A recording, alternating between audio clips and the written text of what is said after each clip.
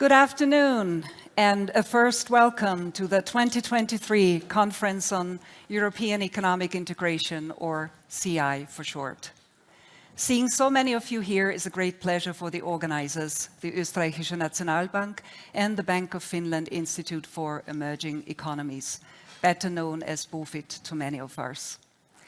Exchanging views in person feels very much like the before times, but we are also very happy to extend a special welcome to our viewers online, since the CEEI 2023 is once again a hybrid event. My name is Ingrid Hausteiner, and I'm going to help the session chairs during the conference to make sure that if you are participating online, your questions and comments will get heard as well. So please do chime in during the Q&A sessions. This year's conference is zeroing in on the economic relations between China and Europe, and both afternoons are packed to the gills with excellent speakers and panelists. Should we overrun a bit today, I have good news for you. We do not have to change venue for tonight's conference dinner. It will take place right across the hall and will start at 7 p.m. sharp with Isabella Weber as our dinner speaker. I'm sure we're all very much looking forward to today's keynote by Hyun Shin from the Bank for International Settlements. And our keynote speaker is going to join us online today. What else is in store for us this afternoon? The Monetary Policy Panel, chaired by the Governor of the Österreichische Nationalbank, Robert Holzmann, an academic keynote panel chaired by BOFIT head Ika Korhonen, and a concluding session chaired by the director of the OeNB's Economic Analysis and Research Department, Birgit Niesner. So you will have excellent inputs to discuss over dinner. If you want to learn more about the Österreichische Nationalbank's expertise and activities on Central, Eastern and Southeastern Europe, please scan the QR code that will be on display during the breaks. This allows you to quickly access the CESEE section on the OeNB's website, and there you will also find information on the OeNB's Euro Survey, which surveys people in 10 CESEE countries and offers unique insights into their Euro cash holdings, saving behavior and debt, among other things. So now it's time for the official opening of the CEEI 2023, and I'm pleased to hand over the floor to the Governor of the Österreichische Nationalbank, Robert Holzmann.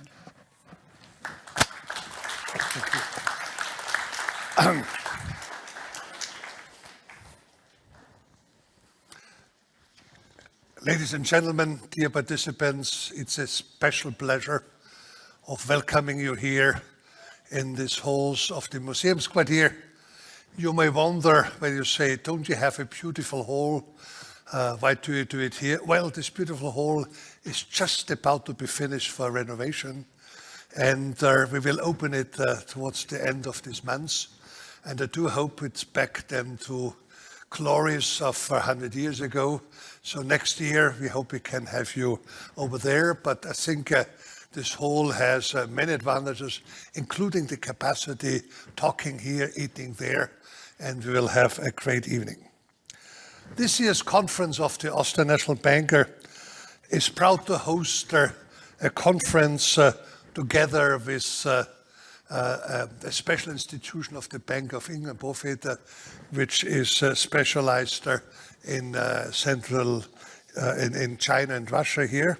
And it's a privilege to see so many experts here, policymakers, and to discuss this year's topic of geopolitical shifts in economic constraints, China's role in Central, Eastern, Southern Europe, and to the Euro area.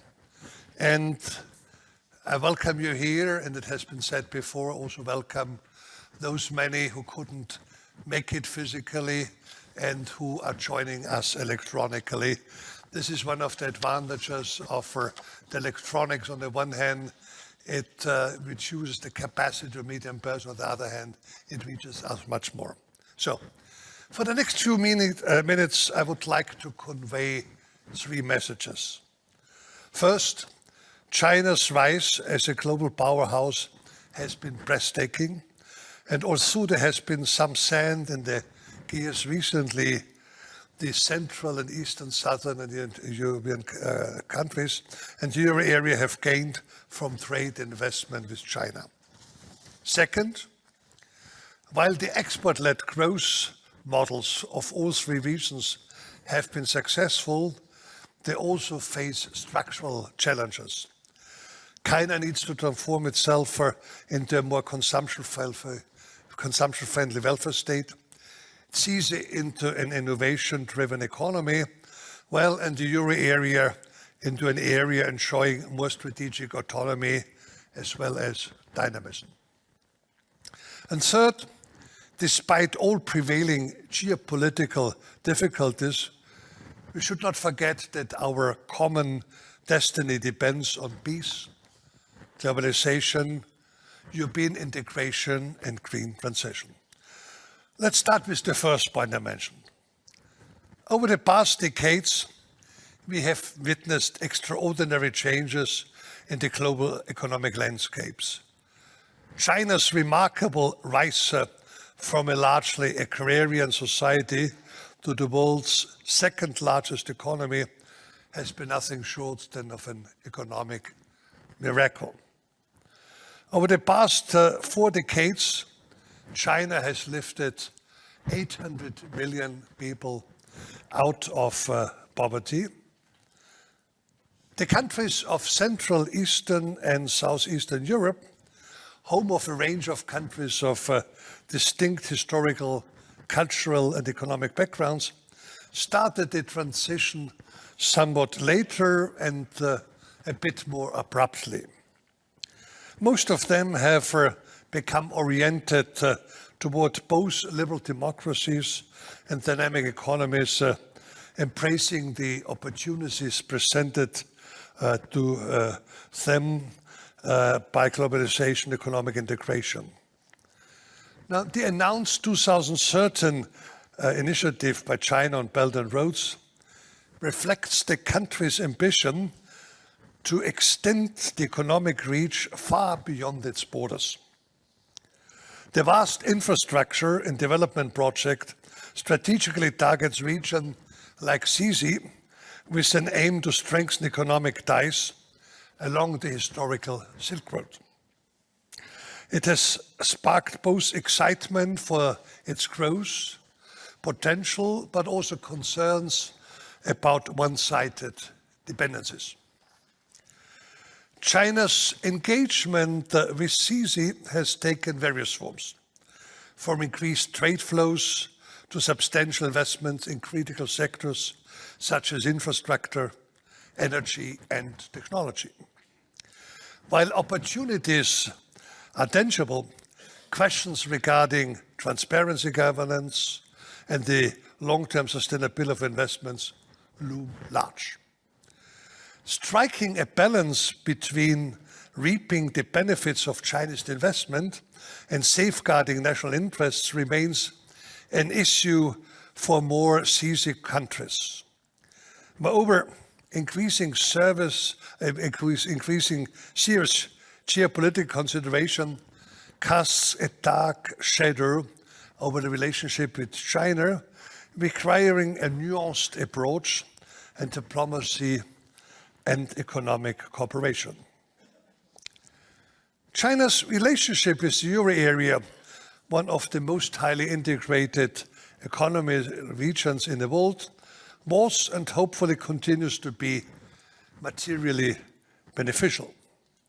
With both China and CESEE serving as an extended workbench, all these regions have maintained their competitiveness.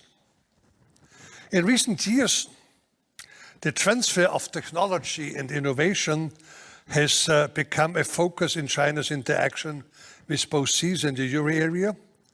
Now, while European technological expertise used to be highly sought after in China, the direction of know-how transfer is likely to have changed somewhat, and even more.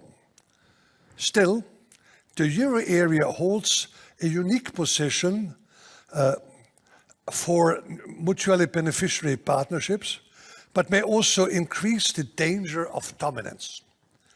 Looking forward, we should consider innovation-friendly ways how CESEE countries and the euro area can engage with China in a manner that maximizes benefits while safeguarding each region's specifically interests. Coming to the second topic I announced, growth. Regarding growth, I personally think that China, CESEE and the euro area have a lot in common and to learn from each other. Their growth models have several elements in common, but they face also different challenges. Let me start with the similarities. First, all three regions are deeply integrated into the global economy. Secondly, CESEE and China have undergone a significant economic transition over the last decades. Thirdly, all three regions have witnessed a substantial infrastructure development. Fourthly, and last but not least, they are all dependent on their exports. While this is certainly a sign of their productive strengths and competitiveness, it also exposes them to fluctuations in foreign demand caused by cyclical or geopolitical shifts. Turning now to the differences. Let me mention some challenges the growth models of these regions are exposed to. First, while the euro area clearly benefits from its high economic maturity, the catching up process of China and the CESEE is threatened by the middle income trap, a concept well known to me because it was developed while I was at the World Bank by the current chief economist. Whether China will be able to finally overtake the US economy depends how they will be able to treat this challenge. Second, the drivers of economic growth vary across the three regions. China's growth has been fueled by exports, helped by the country's integration into the World Trade Organization, as well as investment and manufacturing. Consumption, however, is still strikingly underdevelopment. Growth in CESEE, in turn, has been driven by foreign direct investment, export-oriented industries, and the EU cohesion funds. And the euro area must continue to place greater emphasis on innovation, services, and high-value added manufacturing. Third, the policy framework also differs significantly across the three regions. China's economic policies are set by the central government, targeting growth and development. The CESEE countries maintain a high degree of autonomy in the economic policies that, however, weakens with every step they take towards a deeper integration with the European Union. The euro area operates under common monetary policy, with fiscal policy subject to soft coordination, and some would add perhaps that's something which should, but cannot be changed. In the same vein, the solution of these economic challenges also have similarities and differences.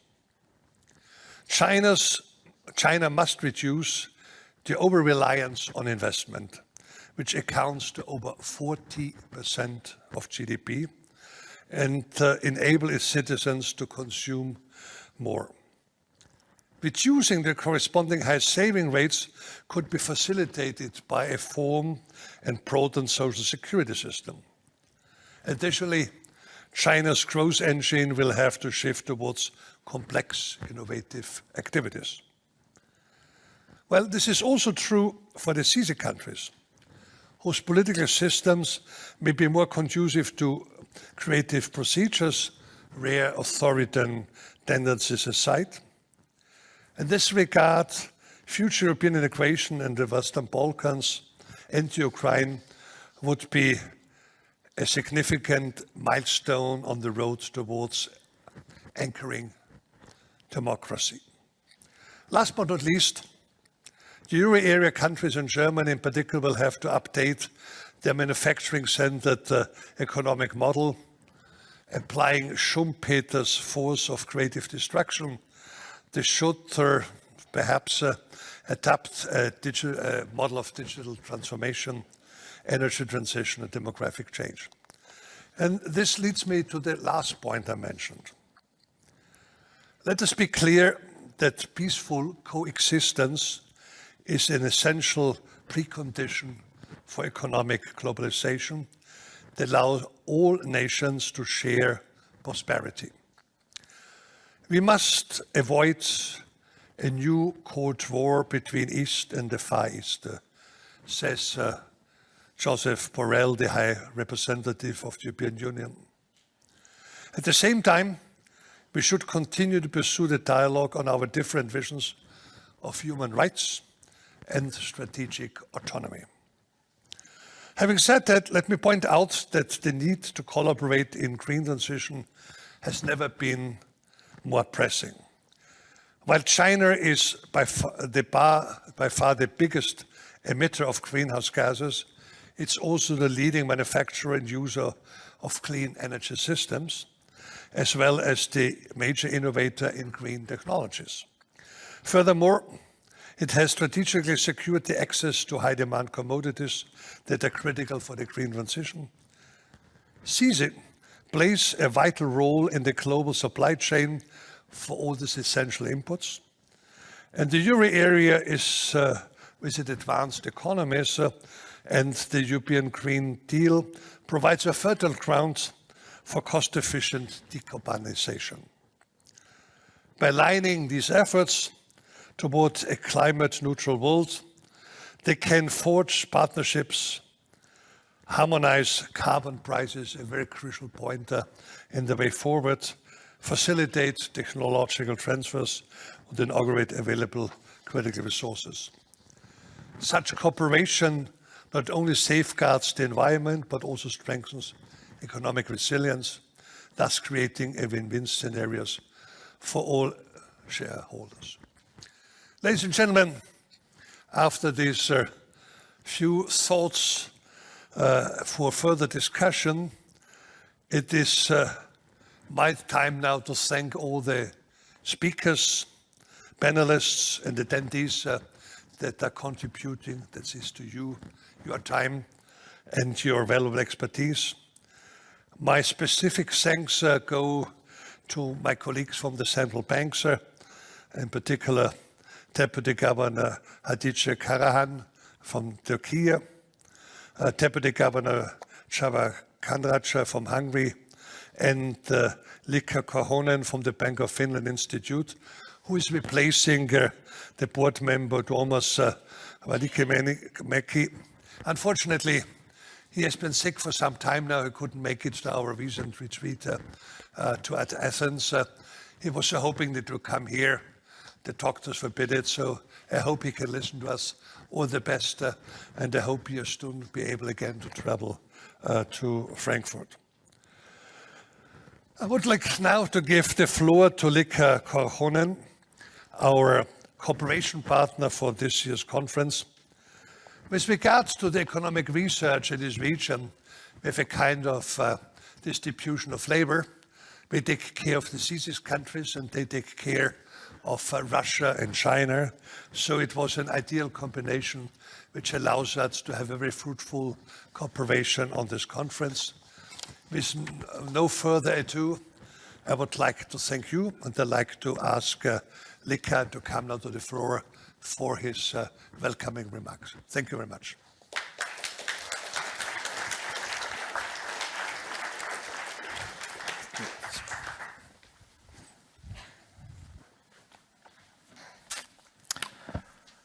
Okay, thank you very much, Governor Holzmann. So good afternoon, Excellencies, ladies and gentlemen, dear friends and colleagues.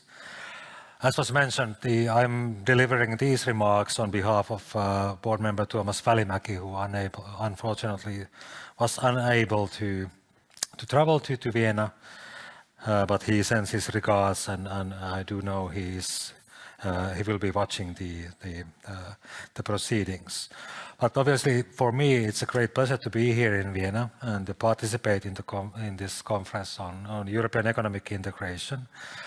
And as was noted, this is a clear indication for demand on such an event that has been organized since the year 2004 under its current name. And obviously the OeNB's commitment to analyzing Central, Southeastern and Eastern Europe extends far past the year 2004. Also very happy to note the extensive cooperation between our two central banks already started well before 2004 and continued to this day. And in fact, this conference devoted to China's role in European economy and Europe's economic integration is just one manifestation of this cooperation. And I am confident that this cooperation will continue and thrive also in the coming years. And here I will sort of depart from the prepared script to offer a personal sort of anecdote. I spent 4 weeks as a visiting researcher at OeNB in the summer of 2001. And many of those connections, networks, and research cooperation actually continue to this day. And I do think this is one testament to the sort of fruitfulness and benefits of cooperation. Then let me turn to the sort of big topic of the conference, China. First, as was noted before, it's really useful to remind ourselves how far China has come during the past 4 decades during its economic reforms. Literally hundreds of millions of people have been lifted from extreme poverty. And just from year 2001, when China joined the World Trade Organization, the real per capita GDP has risen fourfold. This is a very, very impressive indeed. However, we should also note that China's income growth and convergence are not unique. For example, 2 of China's neighbors, Japan and South Korea, have also been able to lift their income levels at times very rapid pace.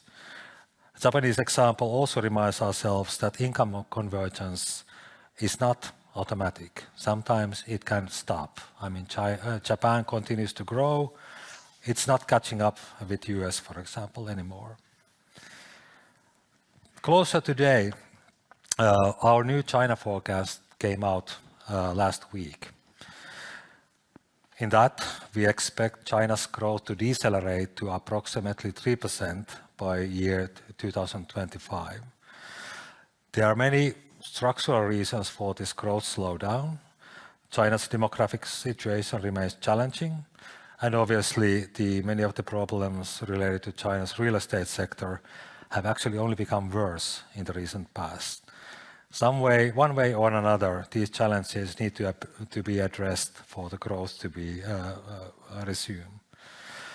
The other side of the coin, or balance sheet of this, is the very steep increase in China's debt levels.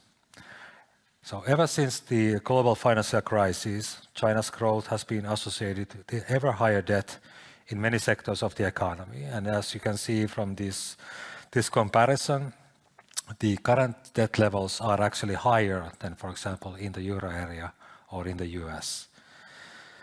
Much of the debt has been channeled to real estate and infrastructure investment. And for example, regional authorities have become very much indebted. According to the IMF, China's total public sector debt was approximately 110% of the GDP at the end of last year. So even in comparison to, say, many European countries, this is indeed a very high level. So weaker demand in the real estate sector and the need to consolidate balance sheets in many sectors will constrain China's growth in the coming years. And this is a fact of life we need to deal with when we are looking at China. But despite these challenges, we are confident that China's growth will continue also in the future. There is ample room for catching up, for productivity enhancements, and China remains a dynamic part of the global economy, even if its growth will not be as high as it was in the recent past. And in closing, I'm very happy that we have the coming days to discuss all these issues from many vantage points and with many highly qualified experts. And we want to congratulate Governor Holzmann and his staff on putting together such a wonderful event. I'm looking forward to presentations and discussions throughout the conference. Thank you very much. Thank you.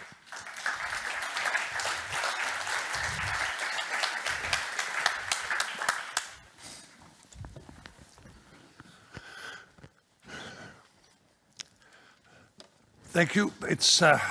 Thank you very much, Nicken. It's now time to start with the first session, and we are almost 2 minutes before time, which is great.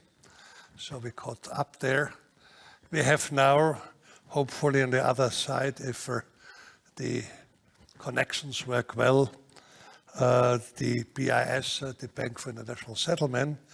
And ladies and gentlemen, there it's my pleasure to welcome Hyun Shin, who is the keynote speaker of today, and his name will be known to all of you, but allow me still to present him briefly. He is economic advisor at the BIS and also head of research and at the Bank for International Settlement. And he's not only an administrator there, a manager there, he was and is a renowned academic. Before he took on the job, he was at various universities, including in Princeton, where he left before he was in London at the London School of Economics and in Oxford there. And he is known for his strong involvement in thinking through the central bank, digital central bank currencies, where he was one of the main motivators that an innovation hub was created there. And he's generally a great thinker and writer on the topics of banking, international finance, and monetary economics. Today he will talk about something which he just produced a paper, so what we get now is one of his most recent research. What he's doing there has to do with the role of China and the value-added chain between China and his trading partners there. I think that's a highly important topic for the discussion we have here. I hope now that Hyun Song is on the other side, because I want to hand over to you. Thank you, Governor Holzmann. Thank you for the very generous introduction. I wish I could have been there with you. It's my regret that I cannot be with you in Vienna today. Let me thank you and the Austrian National Bank and the Bank of Finland for organizing this very timely and important event. What I'd like to do for my session is to give you some of the highlights from a recent BIS bulletin that we entitled Mapping the Realignment of Global Value Chains. And it's joint work with my BIS colleagues Hyun and Lian Zhang. The essence of the bulletin is to map the whole network of the manufacturing firms that are from perhaps the best known database of non-financial corporates, which is Capital IQ. What we do is to make use of the financial accounts and also the declared customer-supplier relationships that are in that database, and to fully map the whole network structure. And this chart that you see in front of you is the first snapshot of what that network looks like. And let me spend just 1 second on how we arrived at this network. We applied a particular program to this mapping. And the rationale behind the program is that it gives centrality to those firms that are connected to other central firms. And so it's a kind of a fixed point mapping where centrality emerges from the set of relationships. So in this chart, each dot corresponds to a firm. The size of the circle corresponds to the size of the balance sheet of the firm. And in this way of organizing, we have used different colors to denote the location of each firm. In this case, classified according to the regions that you see below. So roughly speaking, colors which are pink, red, or orange, they're mainly firms in Asia. So the ones in pink are Japan and Korea, red, China, and orange are other firms in Asia. The blue dots correspond to US firms, and the green dots correspond to European firms. Now, the way that the algorithm works is to cluster the dots that are more closely related. So you see that the pink dots appear very much on the bottom right-hand side, indicating the very tight regional integration of Asian manufacturing firms. Similarly with the orange and the red. If you look at the US firms and the European firms, you see that they appear in two separate clusters. One cluster is highly integrated with the firms in Asia on the bottom right-hand side, but there is a separate so-called Atlantic cluster, if you will, that appear on the top left-hand side. And the Atlantic cluster is very central, right in the middle of this graph, indicating their importance in the global value chain. Now, the way that the dots, the nodes, are colored is the location of the supplier. And here we also indicate the supplier-customer relationship by means of the lines, so the so-called edges in a graph. So that's a starting point. What we do then is to ask, well, the supplier-customer relationship is not simply a one-step link. We can think of the customer of the customer and have a two-step link from a supplier to a downstream customer. And of course, mapping out these two-step, three-step, multi-step links will be a very important step towards understanding the way that the network of firms are actually organized in the global manufacturing sector. If we look at the two-step links, we can draw a graph in a very similar way to the way that we did initially. So again, the color of the dot refers to the location of the supplier firm. And then each edge corresponds to a two-step relationship. So it encompasses the one step, but it goes beyond that to encompass the customer of the customer. And as you might imagine, we get to a much denser network looking like this. If we put them side by side, you get a sense of the contrast. So on the left-hand side, it's the one-step graph. On the right-hand side, it is the two-step graph. Again, when we think about the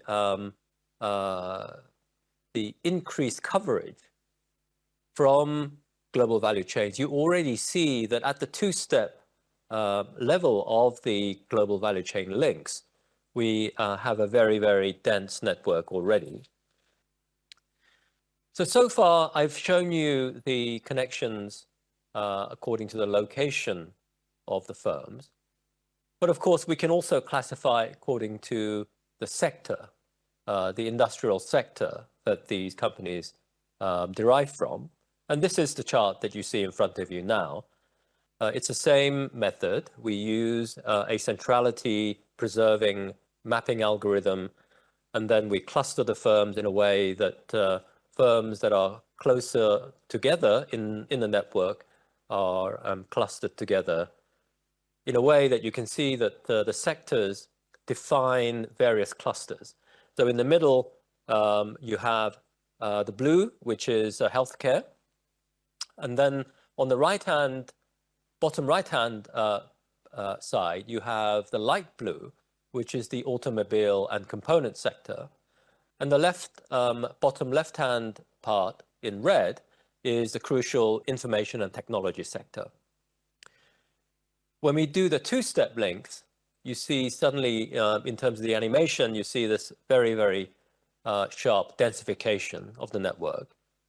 And again, if you look at the two curves side by side, you can see how quickly the intricate web of interconnections between manufacturing firms start to cover the whole of the global manufacturing sector.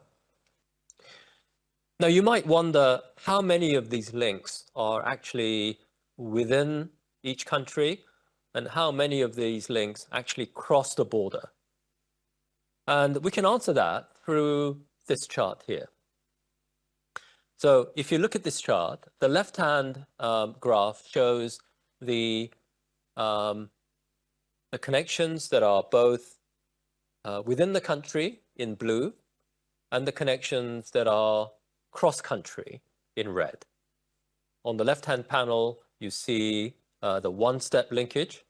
And on the right-hand panel, if you extend this to a two-step connection and ask how many of the two-step connections are within the country or outside, you can see already that the cross-country connections become very, very important in that the red area is now the dominant region, indicating that when we get to the two-step connections between firms, the vast majority of those connections are actually cross-country. Now, let me just get into some of the details, just to get a sense of how we can analyze some of the statistics, both in terms of the number of links and also the coverage. And one question that does arise, especially in the light of the recent discussions about de-risking, about possible fragmentation of the global value chain, and onshoring and nearshoring, is to what extent the network has changed in the most recent period. So to answer these questions, we conducted a snapshot analysis that compares the global value chain as it was in December 2021 and the most recent observation, which was at the end of September 2023. So it's a period which is just less than 2 years. But even within that 2-year period, we do see some very interesting and significant changes in the structure of the global value chains. So one question that we can address is, to what extent do we see evidence of onshoring? In other words, what is the extent to which the connections across firms is more prevalent now within the border rather than across the border? Now, this chart shows you the incidence of cross-country linkages by the number of steps in the firm pair distances. What I mean by firm pair distances is take any two firms in the network and then calculate all the possible paths from one firm to the next, to between firm A and firm B, and define the distance between firm A and firm B as being the number of steps in the shortest distance between firm A and firm B in the network. And what this chart shows is the share of cross-country linkages arranged by firm pair distances. So on the horizontal axis, we measure distance of 1, distance of 2, and so on. Now, the first thing to point out is that there is a decrease in the cross-country linkages by firm pair distance of 1. So in the direct firm linkages, we do see a slight decrease in the cross-border linkages. In other words, we do see some evidence of onshoring in the sense that in that first step linkage, we see a slight decrease in the cross-border connections. However, if you think about the way that the network is arranged, a network of global value chains, this is an intricate web of interconnections. And therefore, it would be highly unusual to see that network unravel in such a way that the whole of the distances would actually become shorter. And indeed, this is what we see. So the corollary of a decrease in the direct cross-border linkages has to be an increase in the indirect cross-border linkages. And that's what we see here.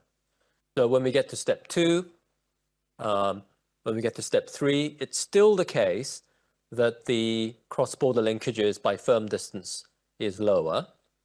However, when we get to around step 5, there is actually no decrease. We see exactly the same number, the same incidence of cross-border linkages. And if you read the bulletin, if you go to step 10, distances of 10 or above, in fact, the distances have become longer in the sense that the number of cross-border connections is actually larger as we get to these longer distances. So to summarize, what we find is that there is some evidence of onshoring, but a logical corollary is that this means that there is greater cross-border linkages when we get to larger firm distances. Another way of asking the question is, let's compare the network as of December 2021 with the network as of September 2023 and ask, what does the overall distribution over firm pair distances look like when we map the two distributions? So the dots you see, the black dots are the incidence, are the frequencies across firm distances in December 2021. And the pink bars are the frequencies that we observe in the latest data in September 2023. And what you see is that the pink bars are now slightly lower and they are shifted to the right. In other words, there is more weight on the right tail and there is less weight in the middle of the distribution.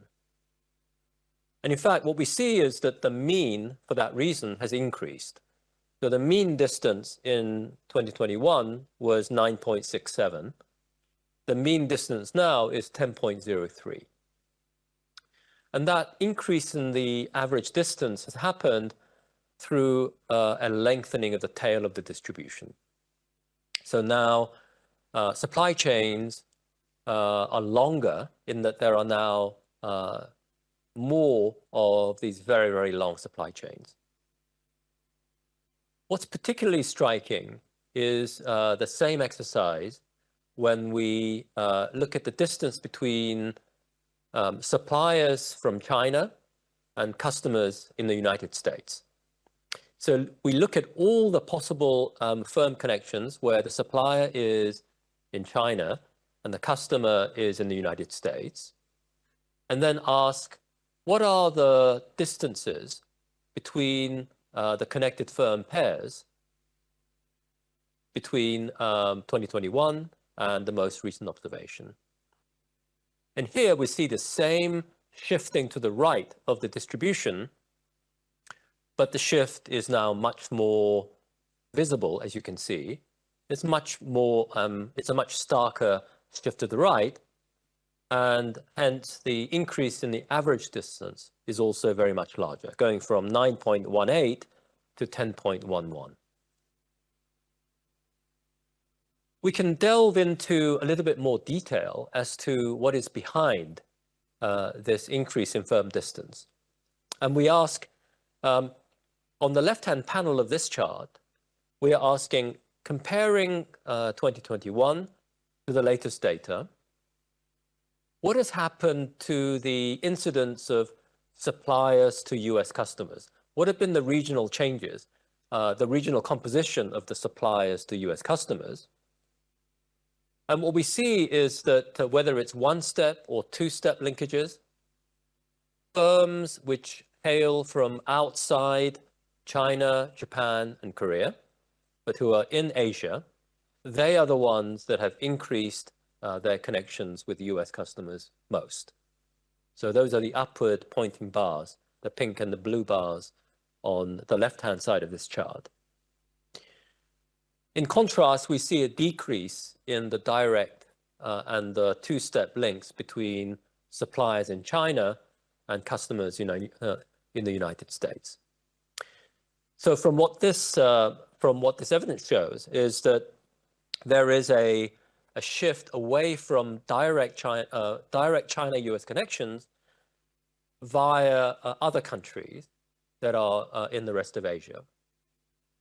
Do we see something similar for Mexico and Canada? Well, not really. So that's the third column here, which is North America ex-US. There, we don't see much of a change. So the shift so the realignment of the value chain is very much coming via the rest of Asia rather than through Mexico or the United States. Now, what about the direct customer of suppliers in China? So that's the right-hand half of this diagram. And again, the story is very consistent.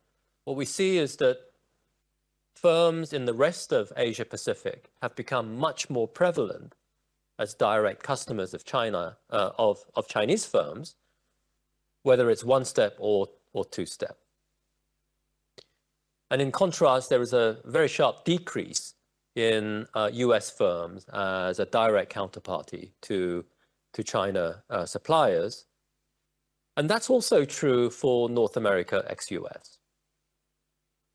So what does this finding actually indicate? It does indicate in a very suggestive way that the lengthening of the global value chains that has happened between China and the United States has happened through the inclusion or the interposition of firms from Asian countries outside China into the supply chain itself.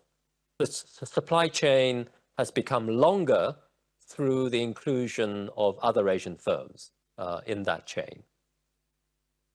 Now, presumably what that means is that the value added is also shifting from direct China value added to value added that is happening outside China, but in Asia, before it goes to the United States.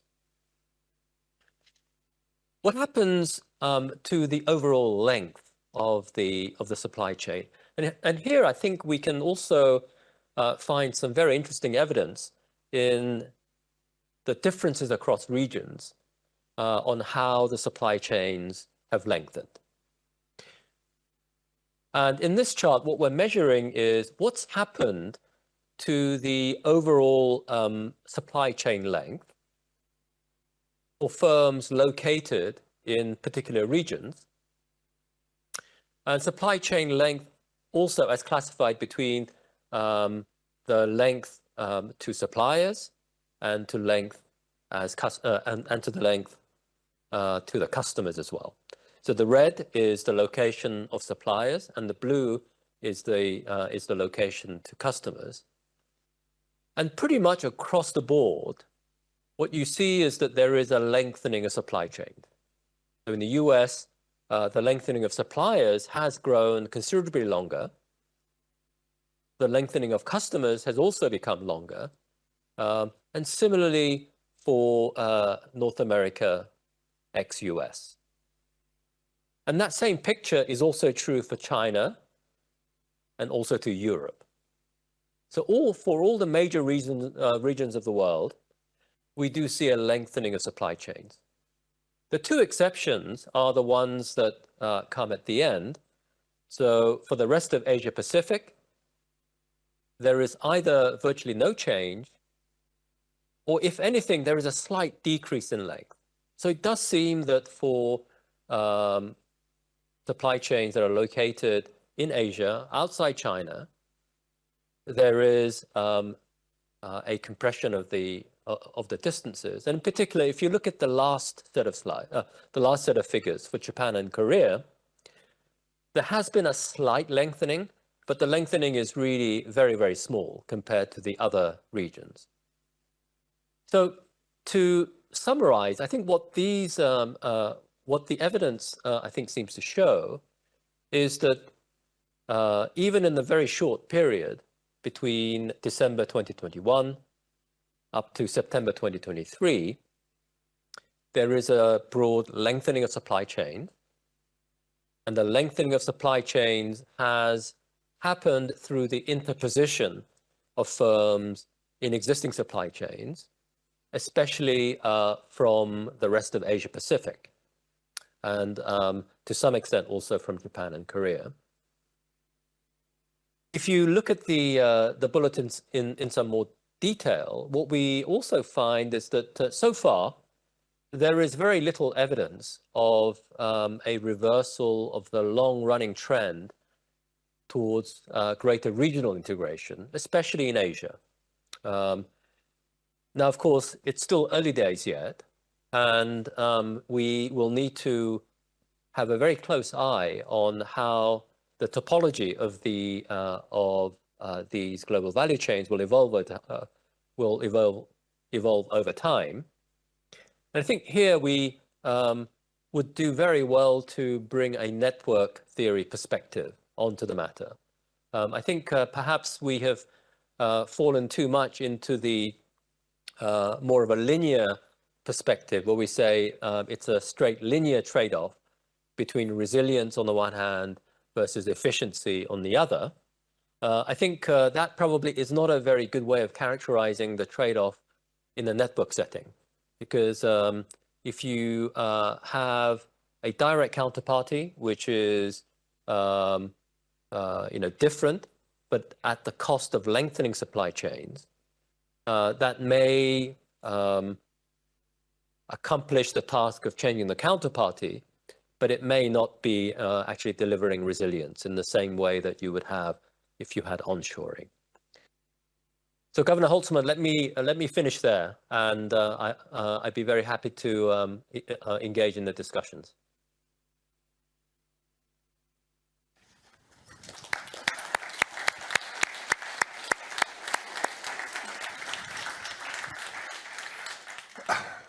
Thank you, Professor Shin, for your fascinating paper and presentation. I think we would all like to spend now an hour or so on the discussion to deeper understand some of the implications. Unfortunately, we are limited in time, so one or perhaps two questions to be asked. Do I see a hand up in the room? Yes, please. Micro is coming.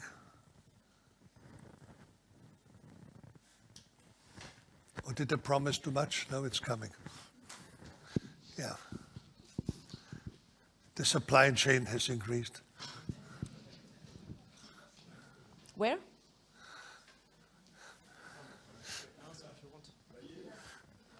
Please do. Okay. We have two in this case. Okay. Two short questions, please. Yes. Short question from Suzanne Bishop-Rick of Global Sovereign Advisors. And the question is, with the lengthened supply chain, are there more vulnerabilities to delivery to customers, and are there higher costs? Thank you. We ask immediately the second question, please. Yes, please. Here's the micro. Thank you. A question from Øystein Borsum. I'm Deputy Governor at Norges Bank. This paper seems to go against the common perception that there is deglobalization going on. One question to check your conclusions. It occurs to me that if what you're suggesting here is true, there should be more records of more international trade because there are more linkages in each supply chain. To my knowledge, the data on trade is growing much slower or has stopped. So are your results consistent with this? Okay, thanks a lot. Also an excellent question. Professor Shin, please, 2 short answers. Thank you, Governor. Yes. Let me take Oysten's question first. Thank you, Oysten, for that very good question. I think that's a very natural question. And we know that trade volumes have fallen, and it's very subdued at the moment, not least because of the decrease in working capital and the tighter financial conditions. I think your question, I think, points to the importance of taking all of these results with a pinch of salt, in that these are binary connections, in that it's whether you have a customer or not. So these are 0-1 connections, rather than giving you an indication of the strength of those connections, or rather the size, especially when measured by accounts receivable, accounts payable, and thereby the real trade flows. I think what these charts do show is that there is a realignment of value chains, but it's not necessarily being accompanied by a revitalization of the supply chains. So I think your question is absolutely a central one, and we do need to look at the size of these connections and how it actually translates into real trade flows. And this is something that we're already looking at, because, of course, we can map each of these nodes to the financial accounts. And definitely we will be able to shed some light on that. On Suzanne's question, the limitation of our data is, again, that we don't have the underlying trade flows. We are looking at purely the binary relationships, 0-1. So to some extent, we would need to bring to bear other evidence in order to address your question about whether this will lead to fragility of the supply chain itself, or does it actually increase the cost? I think to some extent, whenever you change a connection from one supplier to the next, there will be switching costs involved. But I don't think it's a foregone conclusion that we will have an increase in cost. But that's certainly a possibility that we would need to look out for. And again, I think this is probably where additional research, and hopefully by other researchers also who have much closer connection with the data, could definitely shed light. Thank you. Thank you very much, Professor Shin, for sharing your presentation with us, and thanks for coming in. Would have loved to have you in person, but this was a very good second best, and we appreciate the attention. I wish you a very good day, and I hope you can follow some of discussions. Thank you very much. Absolutely. Thank you very much, Governor.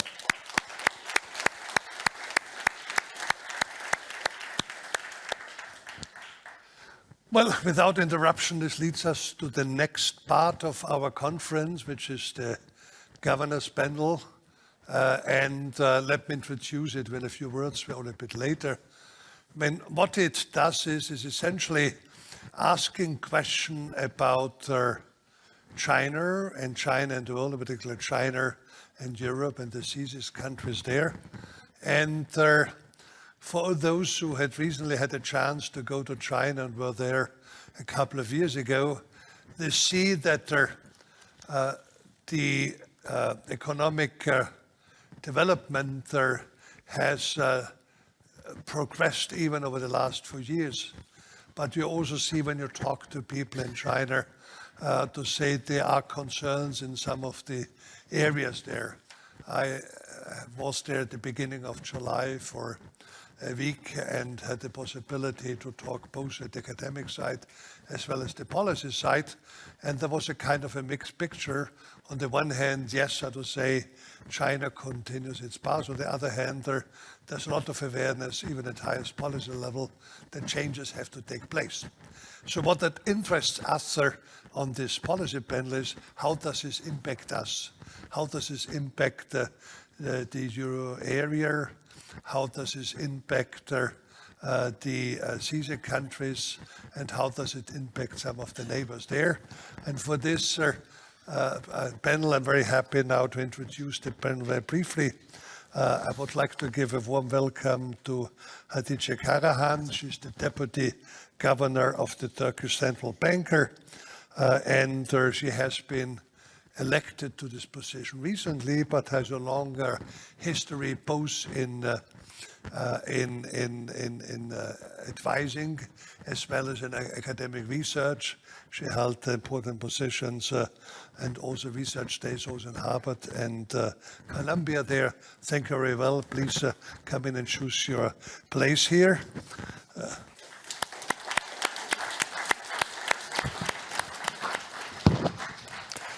Also have the pleasure to welcome another Deputy Governor, this time from Hungary, the Deputy Governor Csaba Kandrac, who has came here up to join us. And as you said, he came with the car. It was the fastest connection here from Vienna from Budapest to Vienna. Unfortunately, the fast railway, which was envisaged only 100 years ago, still has not fully taken place, but it's under construction as far as I know there. And he has an experience both on the sides of treasury work, Minister of Finance, but more recently at the central banker in the area of supervision and financial stability. Welcome, please take the floor.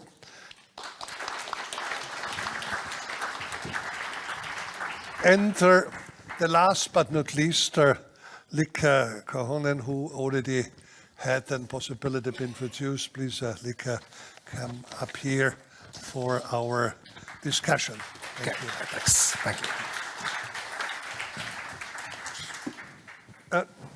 The staging of this panel is as follows. In principle, we have 3 rounds of questions there, which then enter each of the rounds, hopefully not only discussion to my questions, but also internally. And at the end, we hopefully have a few minutes. Originally had envisaged 50 minutes for questions from the floor there. And so let me start out with the first question, which somewhat builds on what we heard a little bit, in particular the second one. The first question deals with that we all admire China for its development that has taken place. And while perhaps a year, certainly 2 years ago, we were afraid to be overwhelmed by, its major demand, its major supply and what it means there. At the moment, we're more afraid that we get underhelped. And so the question is whether and how much of the deflationary process, what we see from the data in China, somewhat swaps over to our economies, be it the economies in Hungary, be it the economies in Finland, or be it the economies in Turkey. So the first question is, how does one assess, the role now of China, given the quantities and the prices there for the domestic process there, to give us some assessments. And ladies first, if I may start with you, please. Thank you. Sure. Governor Holzmann, vielen Dank für die Einladung nach Wien. It's a pleasure to be here today with you. So obviously, economic activity in China is slowing down, and inflation is projected by the latest IMF World Economic Outlook to come in at below 1% this year. So actually, practically, all forecasts are pointing towards a slowdown in global economic activity, as we all know. While this is a global trend, China appears to diverge from other major economies significantly in both the degree of economic growth, slowdown, and the inflation outlook. And when we look at the forecast for Chinese growth in the medium term, it will range between 4% and 5%, which is nearly half the 8% of growth in the preceding 15 years. Inflation is near zero, with a deflation, with actual deflation in producer prices. And in line with the deflation in producer prices, inflation figures can be projected to remain low in the medium term. So your question is about Turkey or Europe. I'll do my best to focus on whatever you want me to do. Okay. So obviously this inflation or low inflation figures and the economic slowdown in China affect the global economic activity.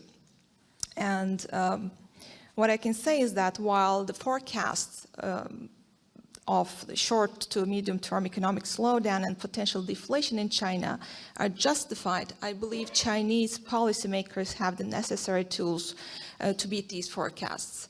Obviously, there are some reasons behind this economic slowdown, as implied before during the presentations and speeches.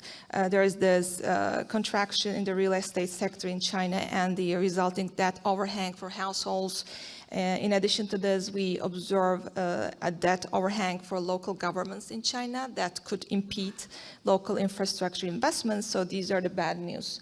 And also combined with global monetary policy and policy tightening and weak foreign demand, it's understandable that why China's growth forecasts are being revised downwards. But as I said before, I believe that the Chinese policymakers have the tools to stimulate the economy further if they intend to, and these would, and I also believe that this slowdown may present an opportunity for China to rebalance its economy.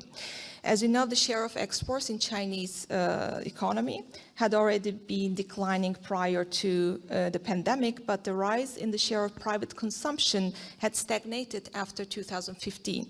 So I think that there is now a significant domestic demand shortfall in China, and stimulus packages can serve to recalibrate the composition of Chinese GDP, placing greater emphasis towards private consumption. And if successful, such a rebalancing would help the economy avoid long-term deflation, even if foreign demand remains weak. So for Europe, the long-term effects of the Chinese slowdown will also hinge upon the extent to which the Chinese economy will recover on the back of domestic demand, particularly consumption demand. And in the short run, it's evident that producer price inflation in China will contribute to disinflation in Europe through imports. In addition, China's slowdown is exerting downward pressure on oil prices at a time when geopolitical developments could have led to an increase. And on the other hand, the Chinese economic slowdown may well contribute to the deceleration in Europe. However, as I implied before, the composition of Chinese economic growth will likely matter more than the magnitude of growth. Even if the forecasted moderate GDP growth figures materialize, a better balance between the growth of Chinese exports, real estate, and consumption demand or consumer demand could improve the trade balance between China and the rest of the world, and this could have some reflections on prices and economic activity as well. Thank you very much, thank you very much for your assessment on some of the questions. We'll come back in the second question, but or amongst you. Let me turn now to Governor Kandrach.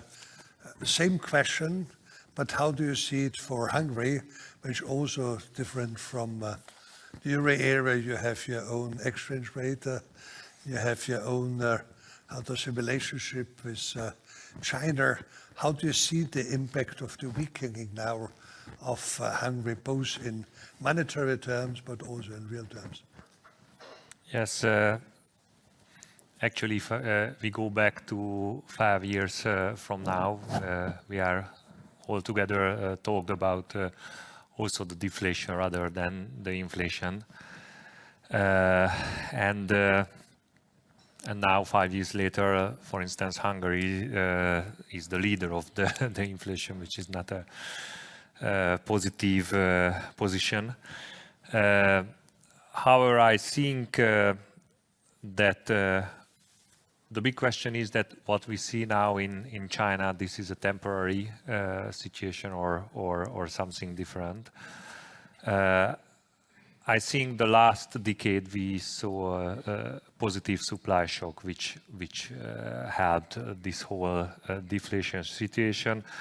Now the whole world changed. In China, I think this deflation is part of a process, a transition. What we see that from the last decade, China investing in the physical capital. And the result of that was that the property development and the related infrastructure boomed, and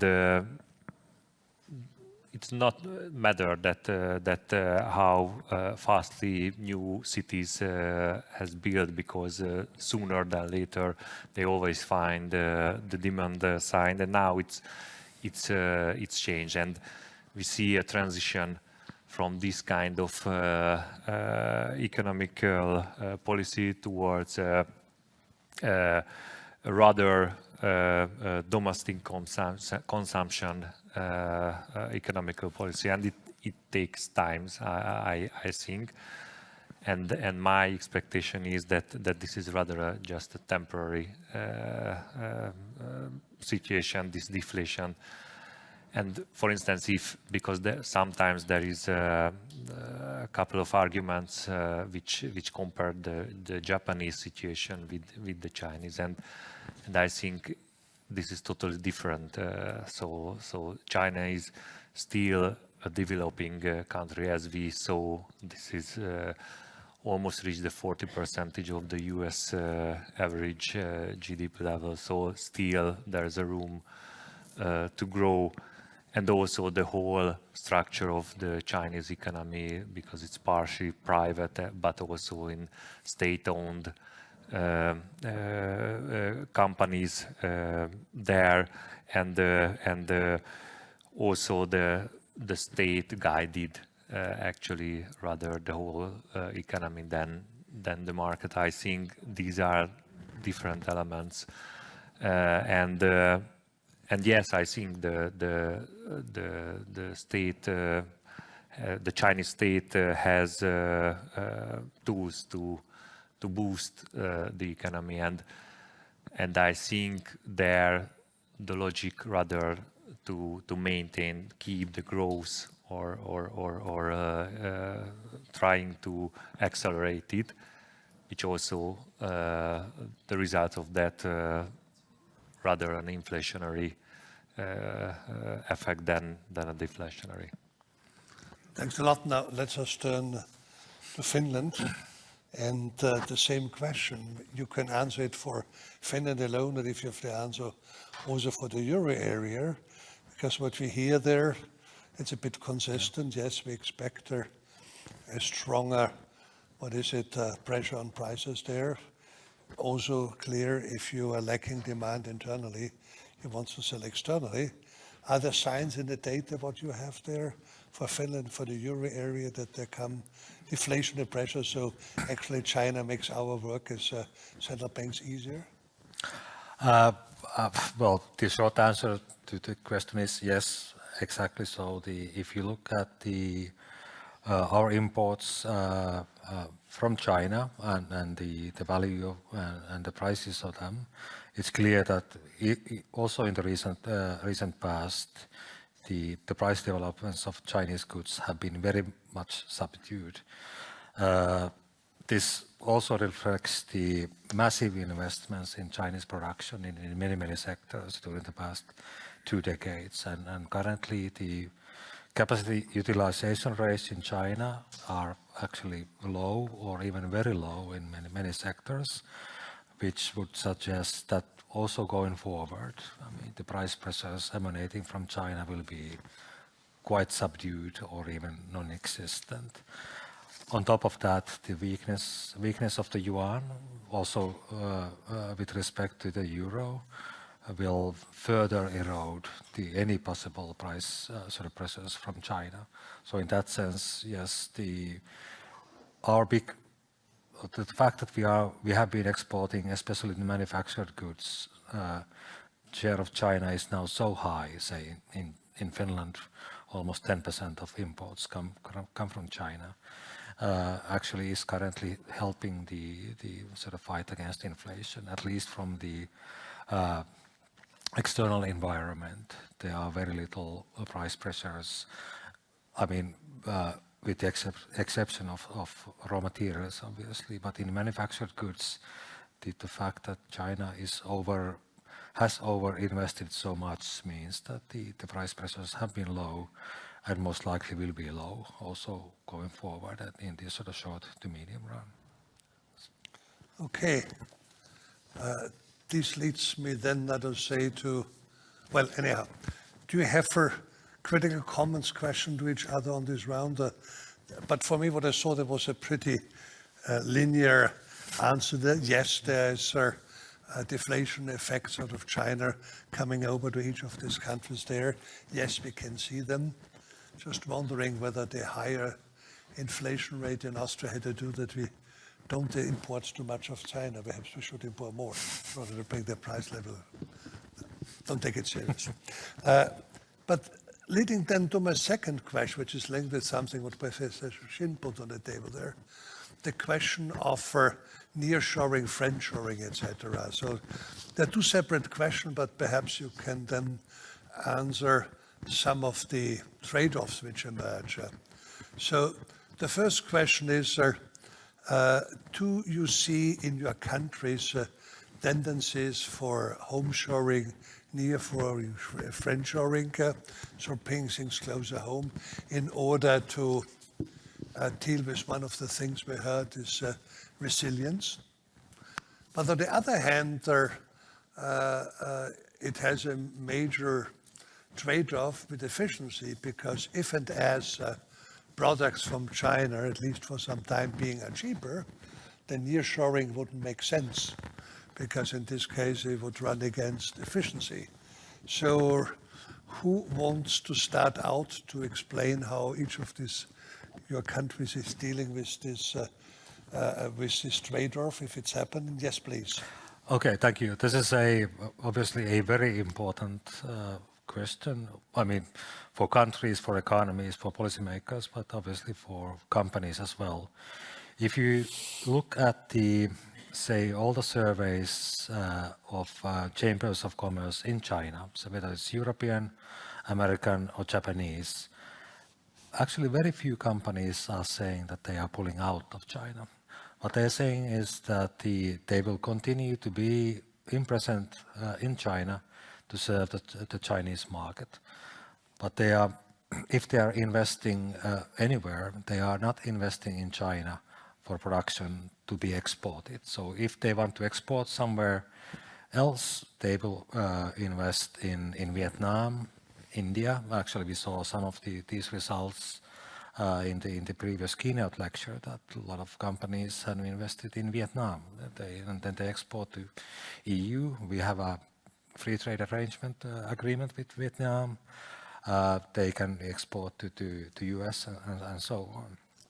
So in that sense, there's some friendshoring or whatever, but the very few companies are actually leaving China. China is such a big market that for most global companies, it's simply unimaginable that they would actually leave the market. It would be too big of share of their revenue would be sort of sacrificed.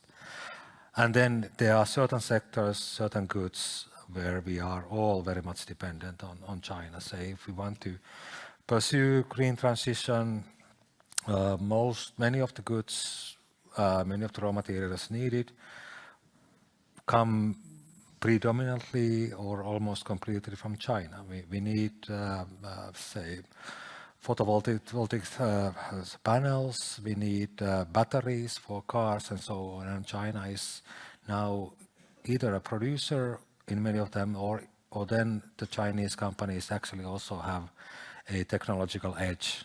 And then we need to cooperate with them in order to, say, to build further electric vehicle networks or production networks here in Europe.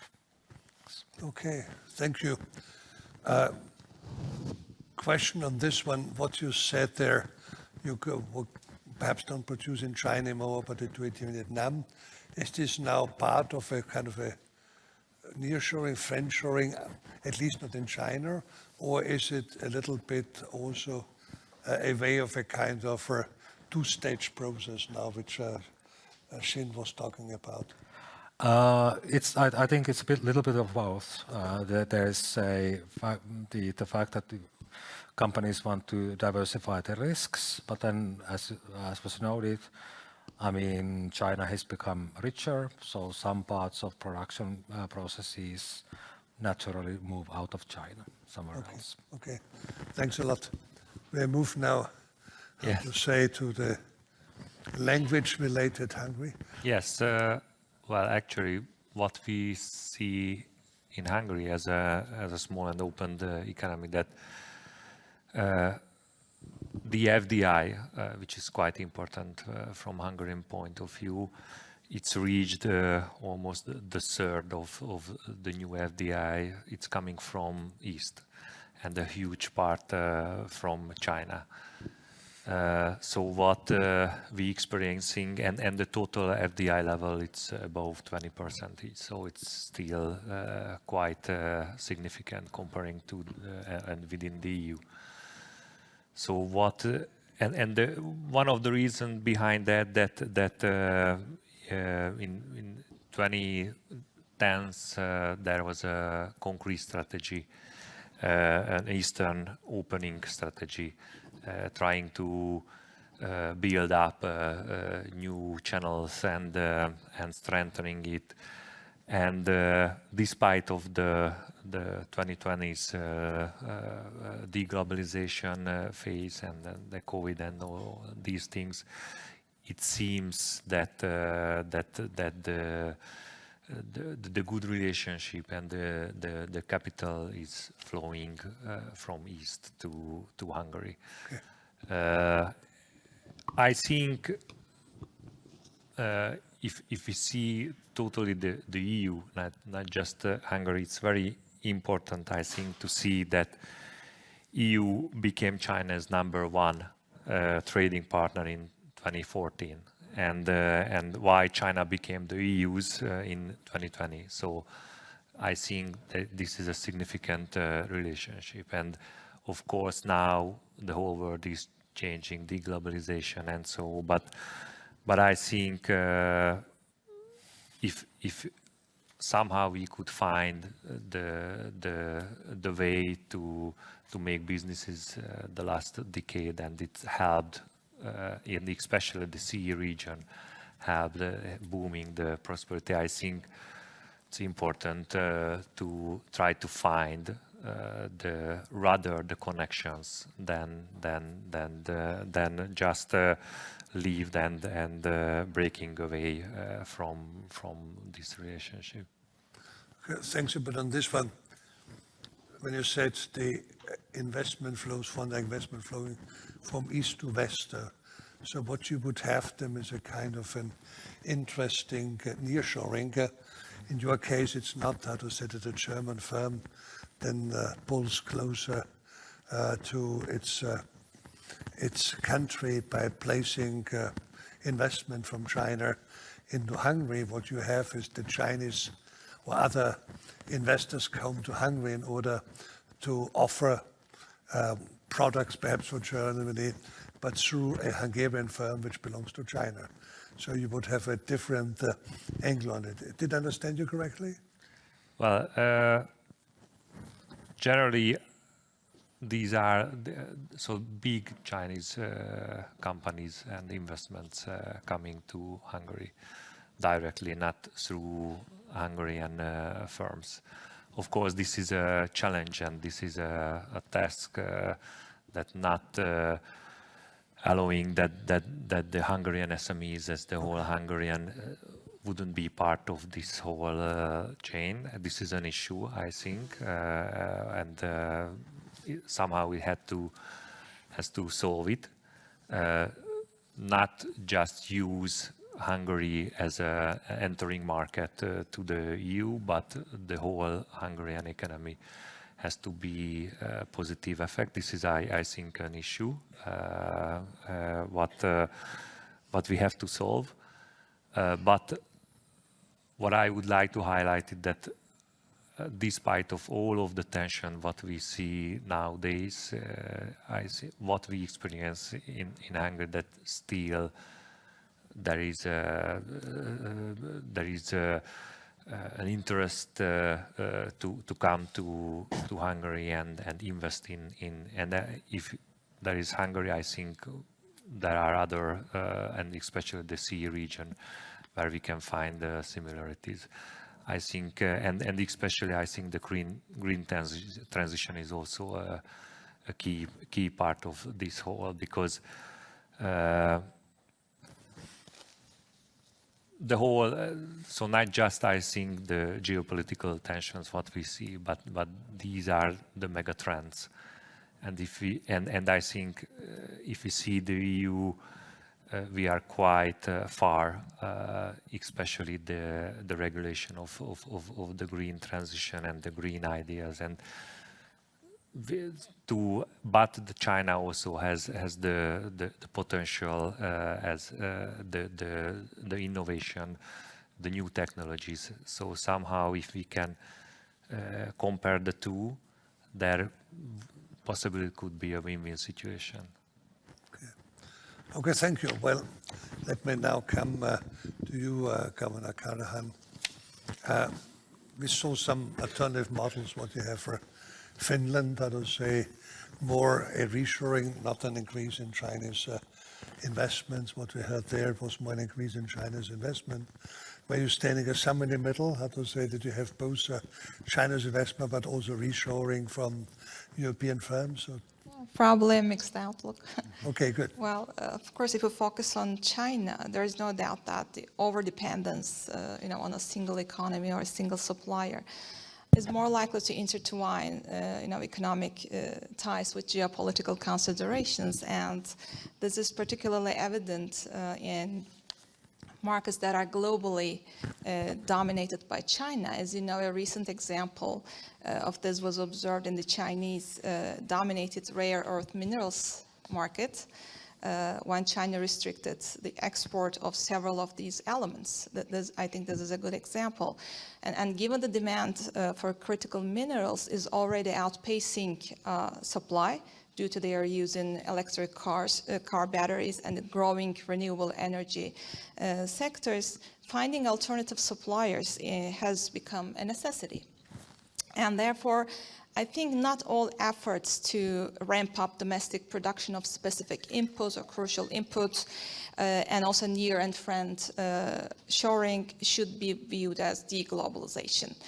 The short-term costs of investment in the production of these crucial inputs or specific inputs may instead be viewed as necessary for reducing vulnerabilities to supply chain disruptions and also maintaining long-term trade relations. And to that end, Turkey, along with some other countries, has already increased its investments in the extraction and processing of rare earth minerals, some of them, with some promising developments in discovering certain new deposits. I think that this makes a good example in this point. And also in terms of FDI, for Turkey, FDI is always a continuing objective. And once we establish price stability in the country, I think we'll be attracting more FDIs as we did in the past. Okay. Thank you. We have now ample of time also to get your inputs to the discussion. To say we had a third round foreseen, but you answered already some of the questions there, so I don't want to say to lengthen this part. But now with your question, observation, conjectures there on the topic, what is happening? What is happening with China's impact on inflation? What is happening with China's impact as a part of an exporter and losing, but also gaining out? I see no hand up. Where are the hands up? Well, if this is the case, I continue. Yes, sir, there's one. Yes, please. Micro, please, here. Second row to your left. Thank you, Nina Vaskulahti. I'm the ambassador of Finland to Austria. Thank you for an interesting panel discussion. and in particular concerning China. I think what we are facing here really is, as we're discussing, a globalization, not deglobalization, but at the same time we have to be, or I would be very much aware of the EU's China policy. No decoupling, but de-risking, as far as companies are concerned. And I think Korhonen put it quite rightly when she mentioned, for instance, dependency, or not dependency, but how the rare earth markets are dominated by China. And at the same time, we have also developed dependency on these rare earth, for instance. And that is not too good for Europe. And the thing is that we have to find alternatives, and we also find whether it's in Europe or in some other parts of the world. So I would like to believe in win-win situation, but I'm slightly doubtful whether we can reach that or not with China. And this does not mean, as I'll repeat, that we should be sort of, I think it's sort of fanciful thinking, saying that we would sort of be able to leave the Chinese market. No way. I mean, there's a lot of trade. I think we talk about, I don't know how many $billions a day of trade between EU and China, but one has to be realistic. Because when we talk about geopolitics, we also talk about political ambitions and political agenda. So, and they are very much intertwined in today's world. Thank you. Thank you very much for raising this important point. We have over there, the question is how to, please go on. No, I'm just making the comments while you're walking there behind. Yes, sir. Just to finish this thought and then let you talk. The question is this de-risking taking place there. This is the one hand that will say that we bring production over here to make sure that we only depend on it. But the other hand is if this production is shiny, is this part of this risking or is this re-risking? This is something which we have to discuss. Mr. Benjamin. Thank you very much. Deputy Korhonen. Thank you very much. Very interesting point you made that indeed this could be a kind of win-win situation if we extend our, so to say, the rest, apart from China, all the countries not being China, if we extend our production and extraction of rare earth, for example, as you mentioned, and other materials important for green transition. And this could be indeed, I mean, as you pointed, I wouldn't argue that you are mistaken, but on the other hand, what is also a possibility is that simply we would lose some of the advantages of Chinese production, as they are such a big producer of the extractor of these materials. They also introduce a lot of scales, economies of scales. And the danger is that we forgo of part of these scales. Of course, this depends very much on the particular product. Yeah? And there are certain products where you are totally right, but there are perhaps certain other products, and I don't know this, but perhaps, yeah, which where we could also have economic losses, yeah, so to say. Okay, thanks. That's an important thought, and which brings back what we heard before from Professor Shin and others here. It's the choice between resilience and efficiency. And as you recall, we already had the question when we had cheap gas, which was certainly very efficient, but it didn't make us very resilient. So the question is, are we changing now the one efficiency against another efficiency for not an improvement in resilience? Just to raise this point there. Yes, we have the last row. We have the hands up. Thank you. Thank you, Franz Nauschnig, European Task Force Carbon Pricing.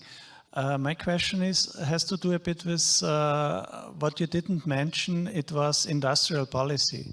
For example, Germany dominated solar production 10 to 15 years ago. It was more or less 80% in Germany when China had industrial policies, and now we have 80% of its production in China. China has always had in recent years industrial policies. We have now a very muscular US industrial policy. It's called Inflation Reduction Act, but has not much to do with inflation, more with industrial policy. And the Europeans are also trying to get their act together, a bit hesitant and not very efficient, I would argue. But how do you see this interplay between the big blocs and industrial policy? Thank you. Thank you very much. We had now 3 comments. Please come forward for the micro, but let's start to answer some of these comments there. If I may ask. Okay, thank you. Perhaps I'll sort of take up the last comment on industrial policy. Yes, this is actually a very important point and something that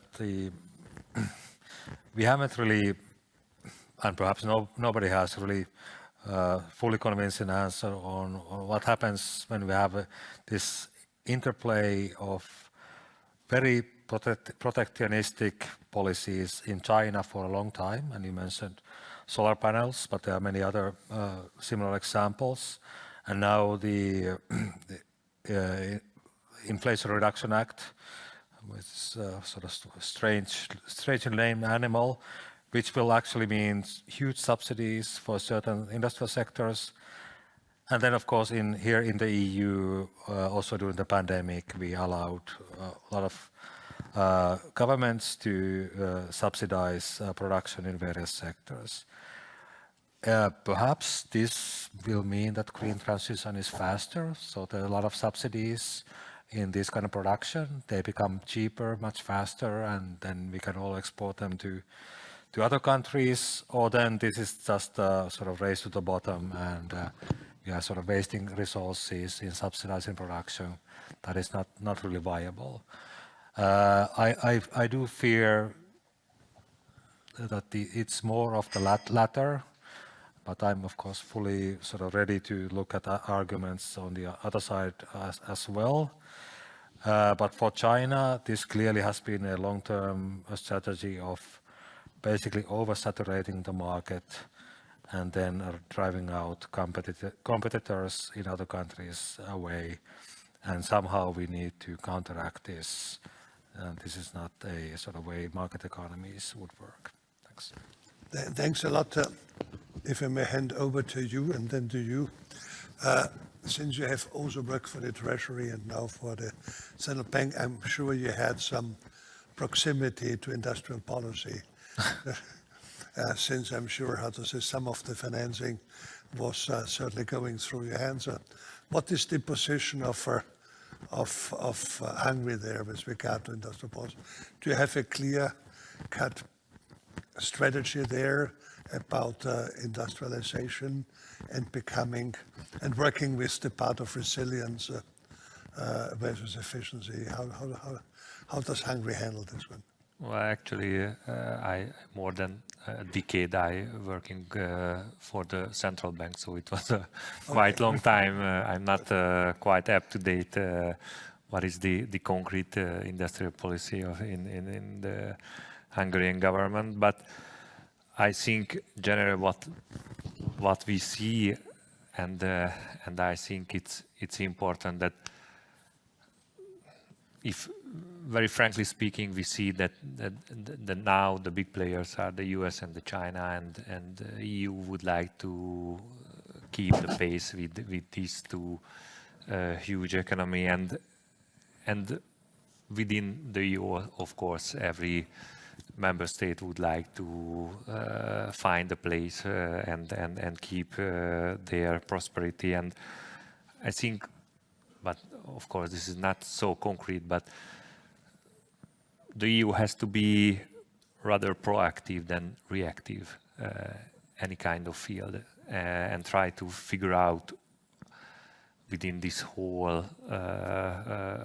global playing field what could be the next step. And I think which is also quite important that if we talk about the EU, that the EU also has to keep their eye on that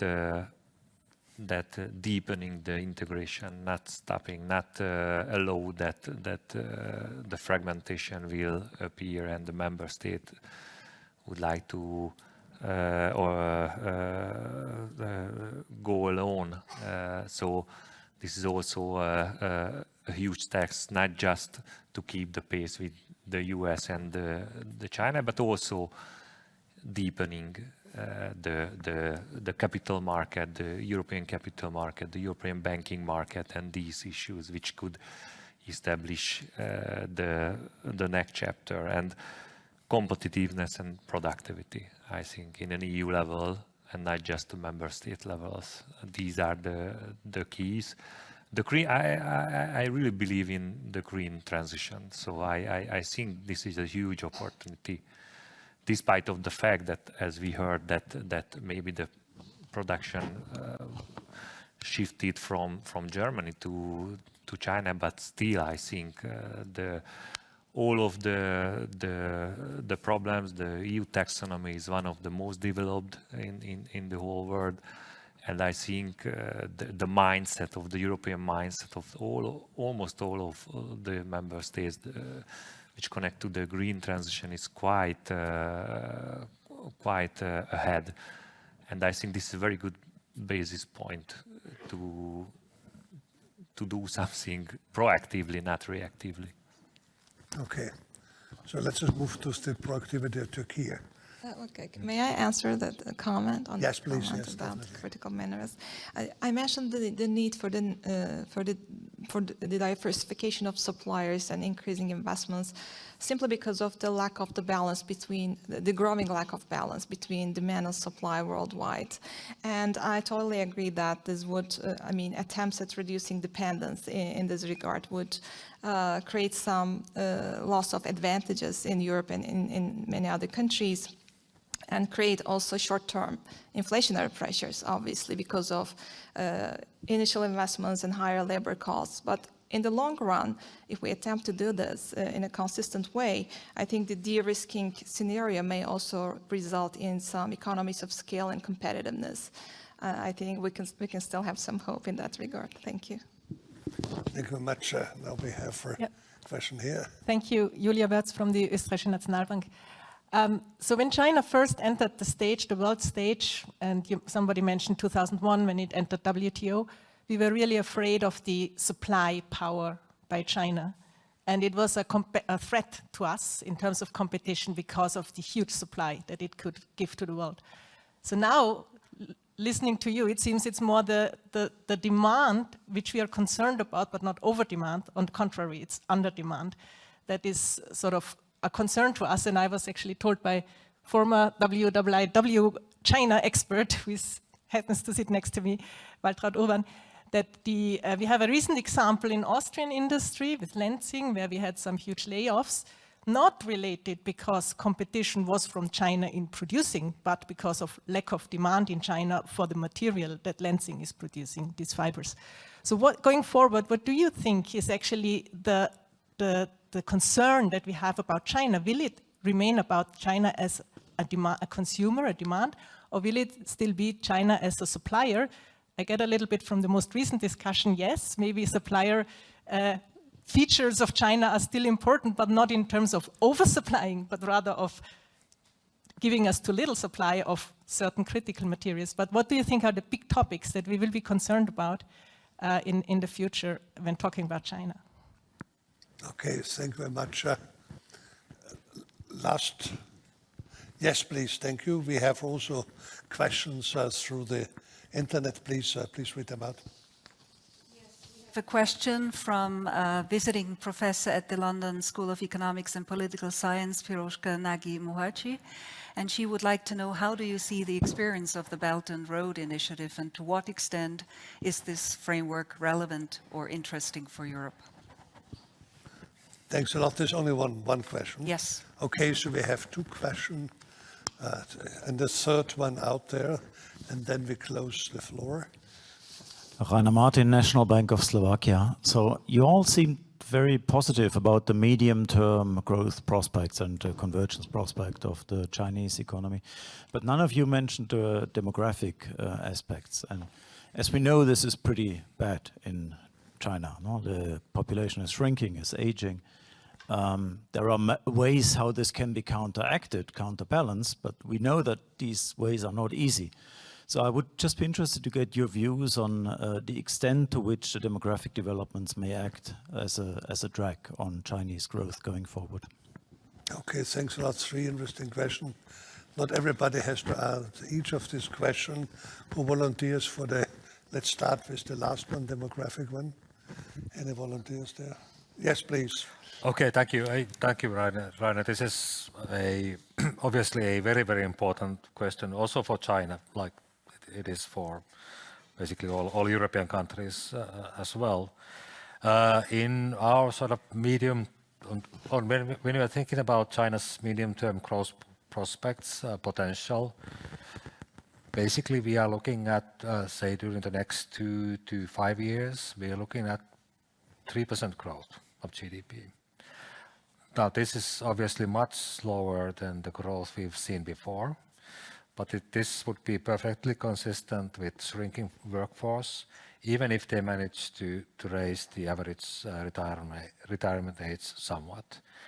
And this would still presuppose some catching up in productivity, so in some optimism in that regard.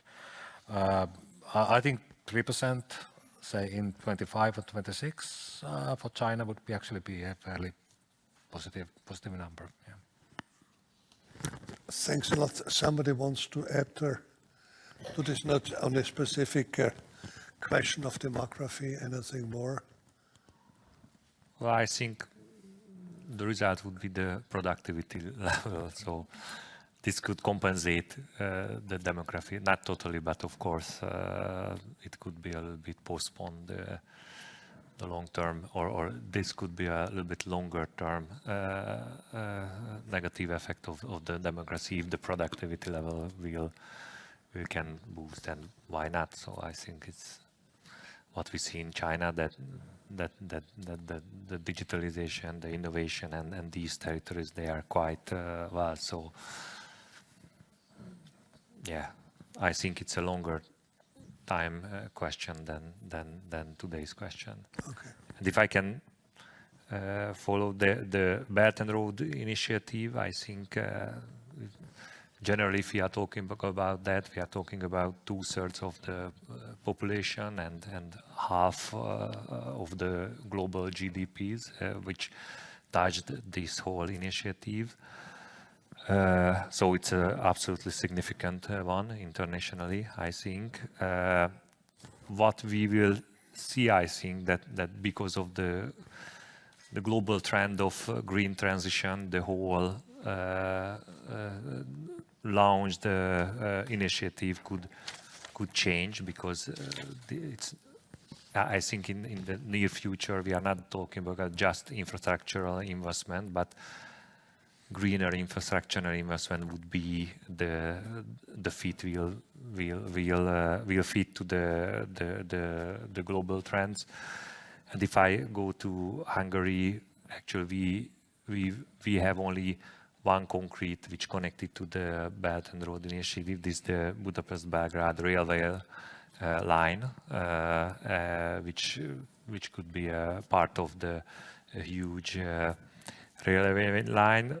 And this is the only one in Hungary, and it started to build, but it's not as effective as they thought when they started. Yeah, I think there will be a transition also within the Belt and Road Initiative because of the green transition, and probably it will good. And the first question, I think, because of the deglobalization, I rather think that, and I also mentioned that I think what we see now in China, that they are focusing on or shifting towards rather a consumer-based economical policy. So I think I rather expected that the demand, of course, because of the size, the supply would be significant, but because of the deglobalization, I think I rather say that China will turn into and focusing on their domestic market. Okay, thank you. Yeah, I can continue. So for the Belt and Road Initiative, obviously Turkey is a part of this initiative. And for our long-run objectives as Turkey, the success of a domestic demand-led recovery in China would be highly welcomed because of this location that Turkey takes within the Belt and Road Initiative, and therefore diversifying trading partners remains a goal in our economic policy making. Because rather than functioning solely as a one-way bridge that imports from China and exports to Turkey and Europe, Turkey views the Belt and Road Initiative as an opportunity to become a two-way bridge that engages in trade with both regions, with both sides of the Bosphorus. And therefore, the growth of domestic demand in China and improvements in infrastructure between Europe and Asia will significantly influence the extent to which these long-term objectives can be achieved. And as for consumer versus suppliers question, I think this is mainly about the trade balance that each country faces. And if I can talk about Turkey, for example, in 2022, we've had this unbalanced relationship and trade with China. The share of Chinese goods in total imports was around 8%, while exports to China remained below just 1%. And in this sense, the effect of the slowdown in China nowadays is kind of complex. Turkey is a net important in its trade with China, which is its second largest trading partner after Germany, indeed. And imports from China for Turkey are particularly concentrated on consumer electronics, implying that a decline in producer prices in China leads to a potentially reduced consumer prices in Turkey. And also we benefit from the reduction in commodity and energy prices that is pressured down by China in the global scene.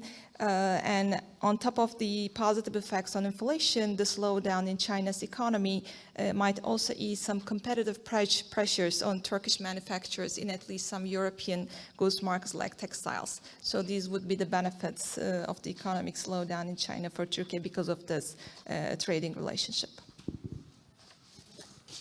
Okay, thank you very much. Thank you for the good question, for the good discussion here.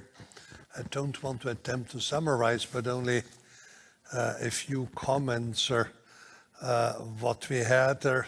Starting out with the last one I just put down, the question of, which Madame Wirtz mentioned, is it oversupply we're afraid of or under demand of China, has not been really answered in the sense, what is it, what you're afraid of, and how can you have the one but not the other one? That's definitely something, how to say, perhaps we still have another 1.5 days to discuss about it. It's something to keep up there. The second one, which was raised, was the question of efficiency and resilience there, which we all would like to have, and how to achieve it. Is it should there be a mastermind? Should there be industrial policies? How successful has industrial policy been? And everybody looks to the American example now. I think the story for me is still out at the end after the money has been spent and the effects are diffused, whether this has been a success there. Another part is the question of reshoring and nearshoring. Is the interesting, again, example is, does it imply only we bring things in or the other people? China brings capital here. That's a special spin which may not only apply to Hungary, it may also apply to others. And a comment on the last one, which was not part of it, but it's in the background, and I think it has a bearing, is the question of demography. because we also have issues with demography in the current Europe there.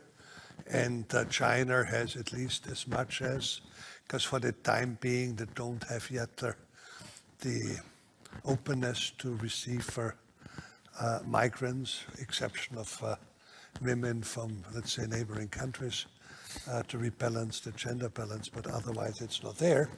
But here the question is more how to deal with aging societies and what is the role of the labor market. And my take is that, and hypothesis I had for a number of years now, is that those countries will prevail which offer the best solutions for labor market for the elderly. You seem to be a bit more skeptic there. That is a solution. I'm a bit more optimistic there. I'm interested in it because typically I hold up Finland as an example where you have a great labor market for the elderly. But this is perhaps the part of the coffee discussion to which I wish you all the best because we meet soon over there for the coffee. Thanks to the panel and please give them applause. Thank you.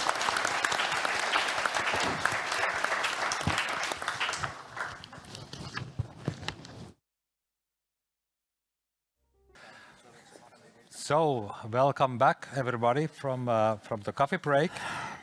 And it's time to continue the discussion on China's growth prospects and their short-term and long-term global implications. So we will be talking about China's growth prospects, their implications for European economies, as we have already discussed, the macroeconomic effects of global supply chain pressures and price implications for the euro area and the CESEE, and then the potential dampening impact of China's production on global inflation, what to expect in the future. And in the panel, I have three excellent specialists in the field to share their views on the topic. I will just briefly introduce them now, and then we will go in the order of they are in the program. So the first up will be Joyce Zhang, the Global Head of Research at the Corporate and Investment Banking at JP Morgan. Her unit analyzes all the sectors where the firm does business, which basically means everything that moves on this earth or some things that don't move. Then the next panelist will be Lina Song, who's sitting here beside me. And she is a professor of economics, sociology and Chinese studies at the Nottingham University, where she has been since 1999. And her specialty is labor economics and economic inequality. And then the last one will be Guanhua Wan, a director at the Institute of World Economy at the Fudan University, also participating virtually from Shanghai, previously at UN University Wider and also Asian Development Bank.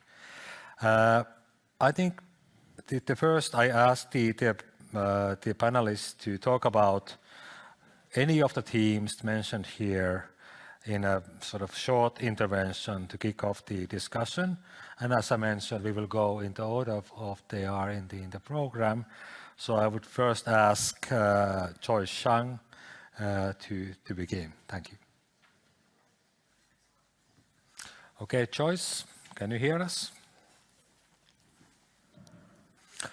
Okay, then if that's the case, then we can move over to Lina here, and then Joyce can join us when the technical difficulties have been sorted out. So, thank please. you. Good afternoon, everyone. I'm so glad I'm going to be here. I'm here and to meet with you guys and have a very important discussion. It is really timely to have this discussion and dialogues now. And then I'm sitting here this morning, early this afternoon, and hear a lot of questions concerning about many things. One thing I can think of is kind of global supply chain disruption. We've been worried about a shock. We've been worried about the reduced size of supplies globally. Basically, we are concerned about the deglobalization and how that will have impact on us directly and indirectly. I'm going to cover a few things. One, I want to talk about China first. I think I'm a Chinese studies person. I know China a lot more, possibly in depth. Been working on China for I don't want to talk about how long, but anyway. I was just showing the age. For example, why we talk about China's reduction of supply. What is the reason for that? I don't want to go to depth, but for one thing, I make sure is China wants to very much now, very keen on supplying to extend its export as well as import. These both sides are very important for the Chinese economy, even the current leadership. China started to change gradually in the past few months, possibly early this year. There are some changes if you watch it and then say things may change because China started to talk about, the authority of Chinese government is talking about reform, further reform. We haven't heard of reform for past 3 years, maybe even 4 or 5 years. So that's a new sign of it. I think it's a good sign. And why does China need to continue its trade with us, with the EU, American, outside China? I think there are a few things really was running crisis in China. One, the growth rate. We heard that this afternoon. The growth rate dropped to 4%. Predictably, can go to 3% in the next few years. 3%. That used to be a double-digit growth rate. The highest is like 12%. The former Prime Minister Zhu Rongji used to say, I think still rightly, he said that without 8% growth rate in China, China would be in crisis. Now China is in crisis economically. Don't talk about politics, okay? Think about this unemployment rate. Officially, there is never a good official unemployment rate in China because the majority of Chinese labor force are rural urban migrants. Yeah, they don't have hukou in the urban area. They will come to the big cities, basically in the self-employment sectors. If there were jobs in the big cities, they stay. Even though no jobs now, like now, they return back to the villages or small county towns. So the most critical issue here is like the youth unemployment rate in China is really high at the moment, almost 21%. Mostly they are graduates, university graduates, okay? Without growth rate, no jobs, and then no stable income. A lot of people reduce, that sectors, the employers reduce their income, like give them fraction of the income.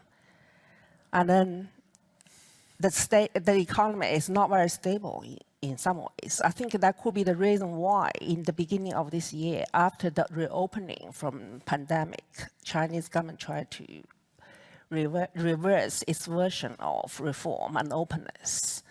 So that's one thing in China. So Chinese government as well as different sectors will be more keen on extending the trade.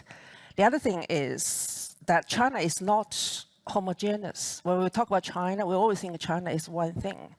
China has almost over 30, whatever you call it, provinces, different sectors, state sector, private sector, different socioeconomic classes. They don't really share one interest, especially in terms of globalization or interactions with outside country, with outside China. So they may have different vested interests, and then if we always think they're just one thing, and then who represents China? I mean, that's one of the things when we analyze this. So what else I want to say is... You need to change the... I don't... Oh.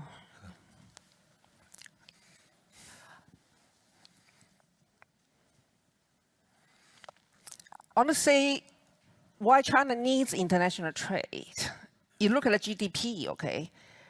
The highest GDP, the trade as a proportion of GDP. I'll show you this table here. You can see that.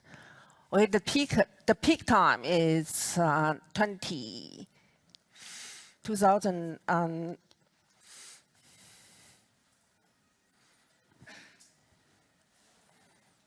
The peak time of the share of trade in China's GDP is almost 2001, that period. It's a 64.48% of its total GDP, okay? And then that's the ratio. Now it's still, after the pandemic, during the pandemic, it's going up a little bit. And then for 2020, there was a 38%. There was slightly increase, like less than 1% increase from 2021. For 21, that's a 37%, still quite high. You think about the GDP, even with it was halved since its peak time. So the GDP was still quite high. Sorry, the trade ratio to GDP is still high. Like, you can see that how the trade is important for China's GDP growth. Okay, that's one important thing. And then we think about the most, just now we heard people talking about inflation rate in China is very, very low. It is true. China is suffering at the moment from deflation, lack of domestic demand due to the factors I discussed just now. Unemployment rate, lack of certainty of social securities, and the income can be halved for some, and the job losses for the self-employed people.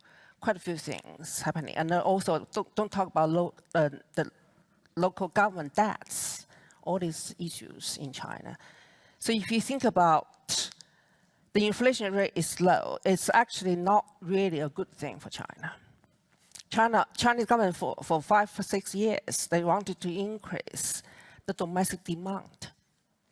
You know, the demand is lack of demand domestically. It is very hard for the Chinese authorities to transfer its investment initiated, oriented model to consumers oriented models. So it was very, very hard even for the advisors to the Chinese governments that to raise that kind of demand for the domestic demand for consumption is hard. Okay, the savings rate is still very high. Now, the second point I want to cover is why the EU or the Central and East and Southeast European countries need to trade with China. We heard a lot this afternoon about this. Do we need to trade with China? I'm thinking that the Chinese has a very big influence, even within the domestic, the South traders, including the East Asia, Southeast Asia countries, and East Asia countries like Japan, and Japan, Korea, Thailand, even the smaller countries like Malaysia. The reason for that is China started to have its manufacturing sector since 1990s. And then from the low quality, you know, in the primary sector, kind of mining and the building materials, gradually, you know, climb up into this kind of good quality or good value for money kind of goods that we enjoy in the past decades. We buy made in China products cheaper, much cheaper, and then not very good value and good money as well. And then this now maybe move to Vietnam, others, you know, the neighboring countries like Vietnam, Malaysia, Thailand, cheaper labor, yes, but you may have to know, you may draw attention to who are investing in these countries, who actually jointly helping these countries work. That's the Chinese, quite a lot of Chinese business people settling now in Vietnam, Thailand, you know, the neighboring countries of China. They move out. The private sector business people move out from China. And then take that technology and their expertise to work in this area. If you look at the China's investment in Africa as well, this is one of the things we can never ignore. Or you say that the Chinese private investors cannot get a good deal in China because of government control, regulations, many other things. And then they may move out, especially the private business sector. So we need to pay attention to that. And then for China, for those inside China, there was a kind of surprise period for Chinese private business people. Maybe still going on, I don't know. You look at the Foxconn, the factory, and assemble iPhone, Apple in China. We used to be very big companies in the few big cities. And then now they are moving out. Quite a few, the big foreign investment businesses started to leave. And the smaller ones still try to, in some ways, working very hard. But that doesn't build up the trade rate figure. It doesn't build up the trade figure. It's small. The big ones are leaving or going to leave. But I'm talking about the influence of Chinese business model still working. Maybe not working within China, possibly working outside in the neighboring countries, in Africa as well. So this is something I think China has the influence. So why do we need in Europe or in the West, why do we still need to trade with China? It's not only just the expertise the Chinese, the traders can have. The other thing is, let me just show you the partners. You look at the partners, can you say this clearly? The China in the past few years, I still remember Donald Trump was very harsh in some ways when he was trying to push China to buy Americans, agriculture products. But he wasn't as nasty, but he was just trying to make China to purchase, which means import the goods from America. Try to balance the export import. If you look at this table, the biggest partner with China is in 2022 is still the United States. But China started to import some goods from America.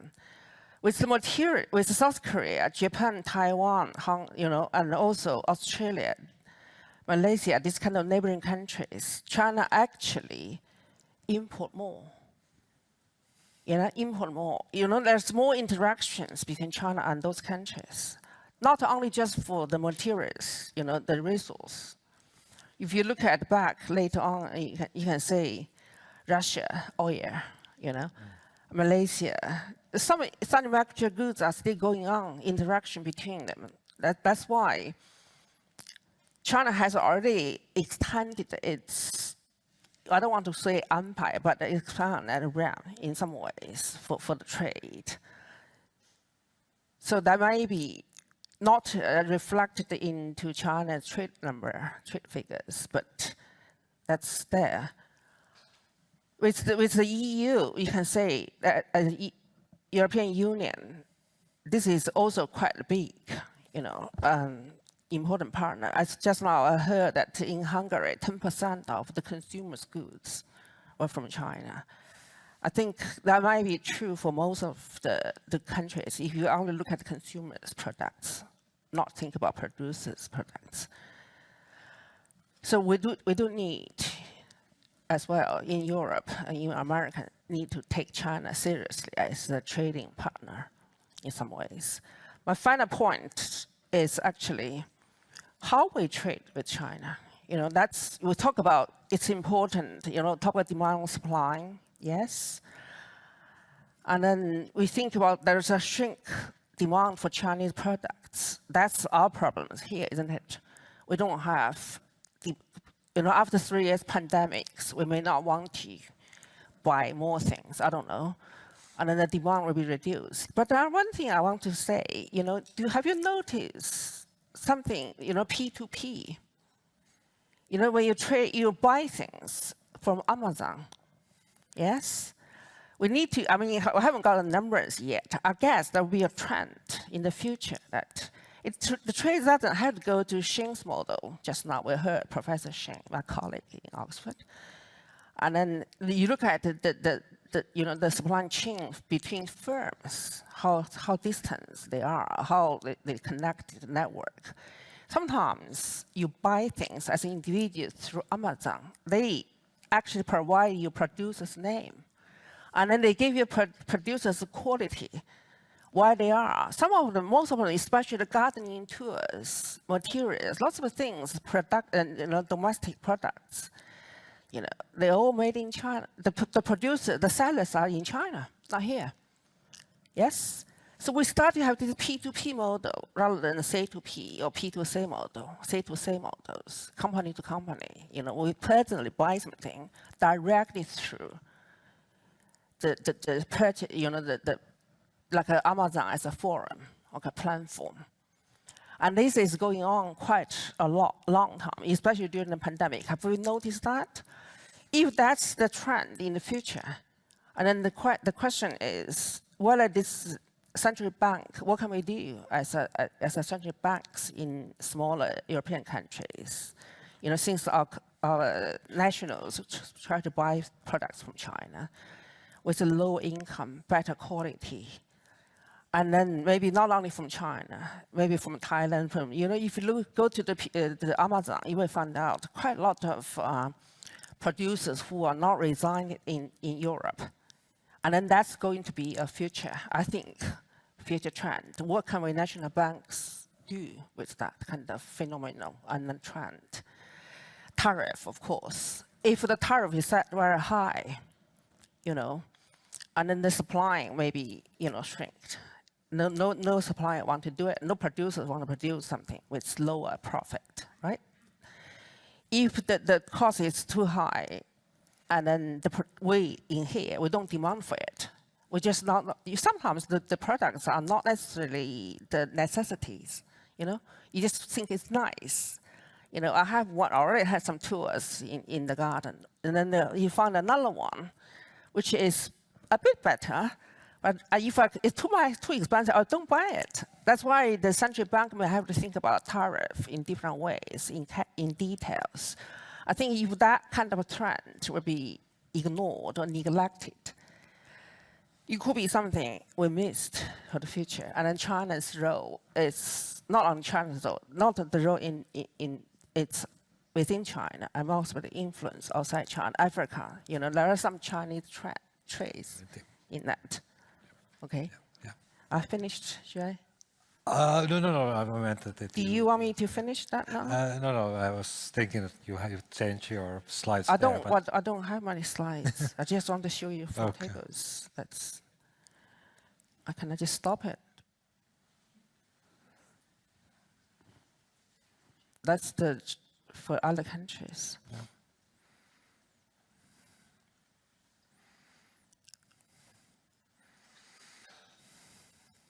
I was thinking that the loans to the trading firms, and I have noticed that a lot of small trading firms in the UK, as well in here, are not the UK citizens, European citizens, the Chinese students even. You know, in my business school, we have this kind of training for the business students, how to set up a kind of innovation hub. And they are doing tradings online directly. Okay, they were selling, you know, in the past when the Chinese milk powder was in shortage, milk powder in China was in shortage. They were trying to export the UK milk. Actually, it's not UK milk, maybe Australian milk, whatever the milks you can buy from the supermarket and send them to China. This is the students, Chinese students doing that. You know, a lot of trading model has been changed. Yes, as a central bank, I think we don't only want to think about the trading is for the firms. Could be small individuals. And adding up together is actually going to be very large, I think. So if they want to borrow money, they need some loans building up gradually, bigger, getting bigger and bigger. What can we do with it? I think there are some angel investors, investment funds for the small business. I don't know whether it's popular in here or not, but apparently some young students or young people want to set up trading companies. They do that. They start to try to borrow money from the banks. But at the moment, it's very hard to borrow. Yeah, it's very hard for them to get loans. So I think a loan is another issue. And China's low inflation rate in some ways would make the products made in China cheaper. Yes, and then they will actually, the factories or the small factories in private sector are very keen on making things, but they don't make it until the contract comes in. Until the contracts come in, the same thing with it. They don't produce a lot of things, put them in the storage. That has gone. The old industrial model has gone. The wait for the contract. That's why sometimes you wait for few months to get products from China shipped. Okay, I don't know whether you have experienced that. Last year, from the Facebook, they sell this kind of, they call this electricity efficiency heater, very small. Right? It takes a few months for them to send from China to the UK. I ordered a pack of 3. It took about 2 or 3 months. The winter is nearly over, I got them. But somehow it's made in China. Okay, Facebook is also another platform for selling goods P2P. Possibly C2P, I don't know. This is the kind of area we need to look into, I think. And then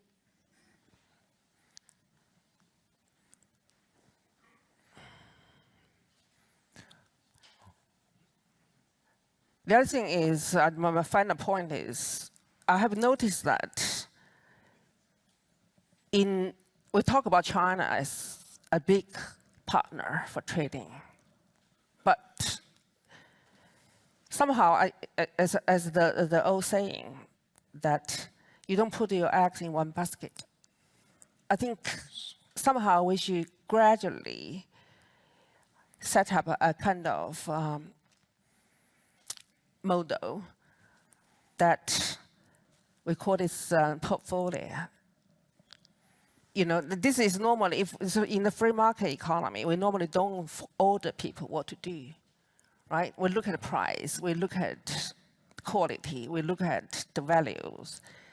So it's very likely that at the moment, I think the products, consumers' products in the outside Chinese market, in Europe or even in American, it's actually quite diverse.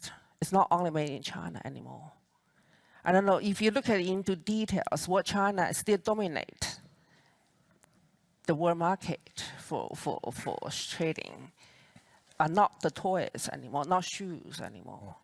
Because those shoes and toys and then also these domestic products may be made in other countries, especially shoes in Vietnam, you know, in Thailand, some of them from Africa as well.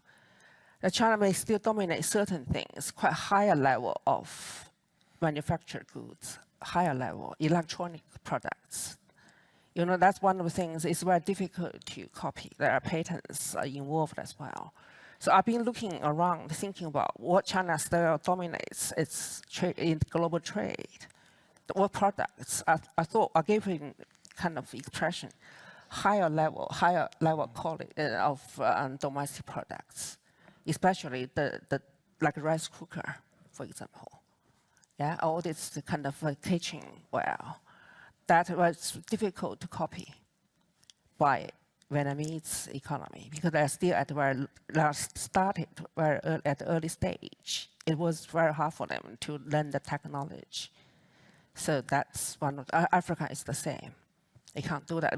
They may be able to do shoes, toys, simple plastic toys, yes, but they can't do electronic products. China still dominate this kind of products, middle level of manufactured goods.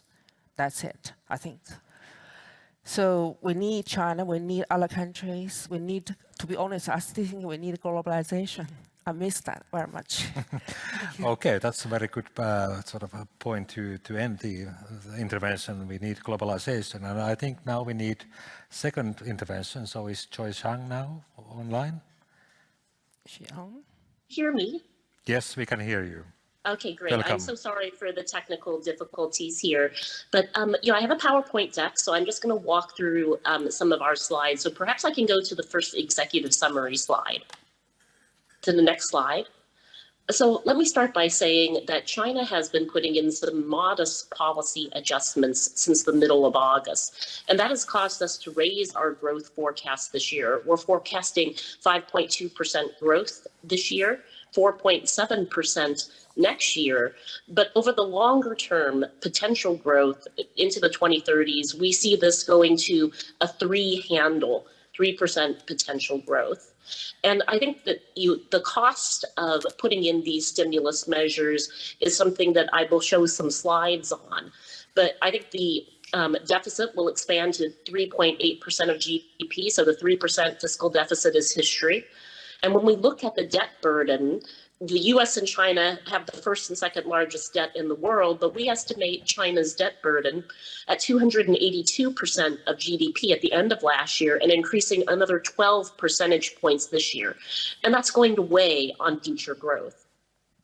We think, very much in line with Professor Song's comments, that a key policy challenge is the weakness in the private sector confidence now, and that's both domestic and international, at the household and the corporate level, and particularly related to the property sector problems, which continue to be a drag on the economy. But the relocation of the supply chain is happening, but it is slow moving. China is still the #1 trading partner for 120 countries in the world. If you look at its share of trade, it has diversified to other regions, but we have not seen deglobalization. The spillovers to the global economy, I would like to talk a bit about, because every 1 percentage point change in China's growth, we estimate takes about 0.2% off of global growth. We also do see that China is exporting deflation. We estimate that deflation in China, which will endure through the end of this year and into next year, probably took about 70 basis points off of core goods inflation in the second half of the year. So let me go to the next slide.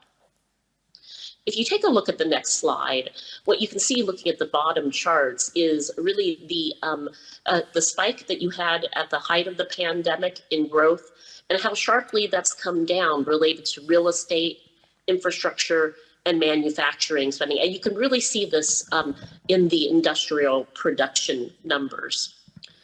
If we look at the next slide, this really gives you an idea of what the implications are of a slowdown in China. Now, this has changed over time. We estimate that, for example, if you have a 1% decline in US growth, the spillover to the rest of the world is 0.7% off of global growth. China, we estimate that a 1% shock is about 0.2% off of global growth. So that's actually considerably lower than what we had before the pandemic, when I used to tell people that back of the envelope, a 1% change in China's growth is about 0.5% off of global growth. But this has a much bigger impact when China slows down on the emerging markets countries. And if you take a look at this chart, you can see that for commodity exporters in Latin America, a 1% decline in China's growth is 0.7% off of Latin America. For emerging Asia, it's 0.6%.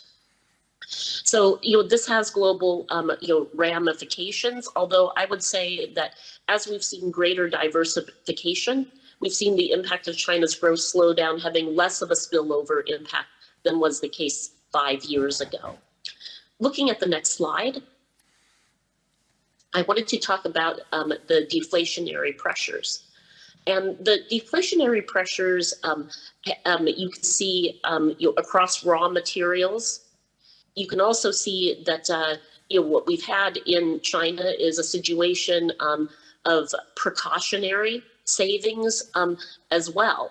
And so as the post-reopening recovery lost momentum, these deflationary pressures were seen in raw materials, in the export numbers, but also played out on consumer sentiment, where we had precautionary savings pick up.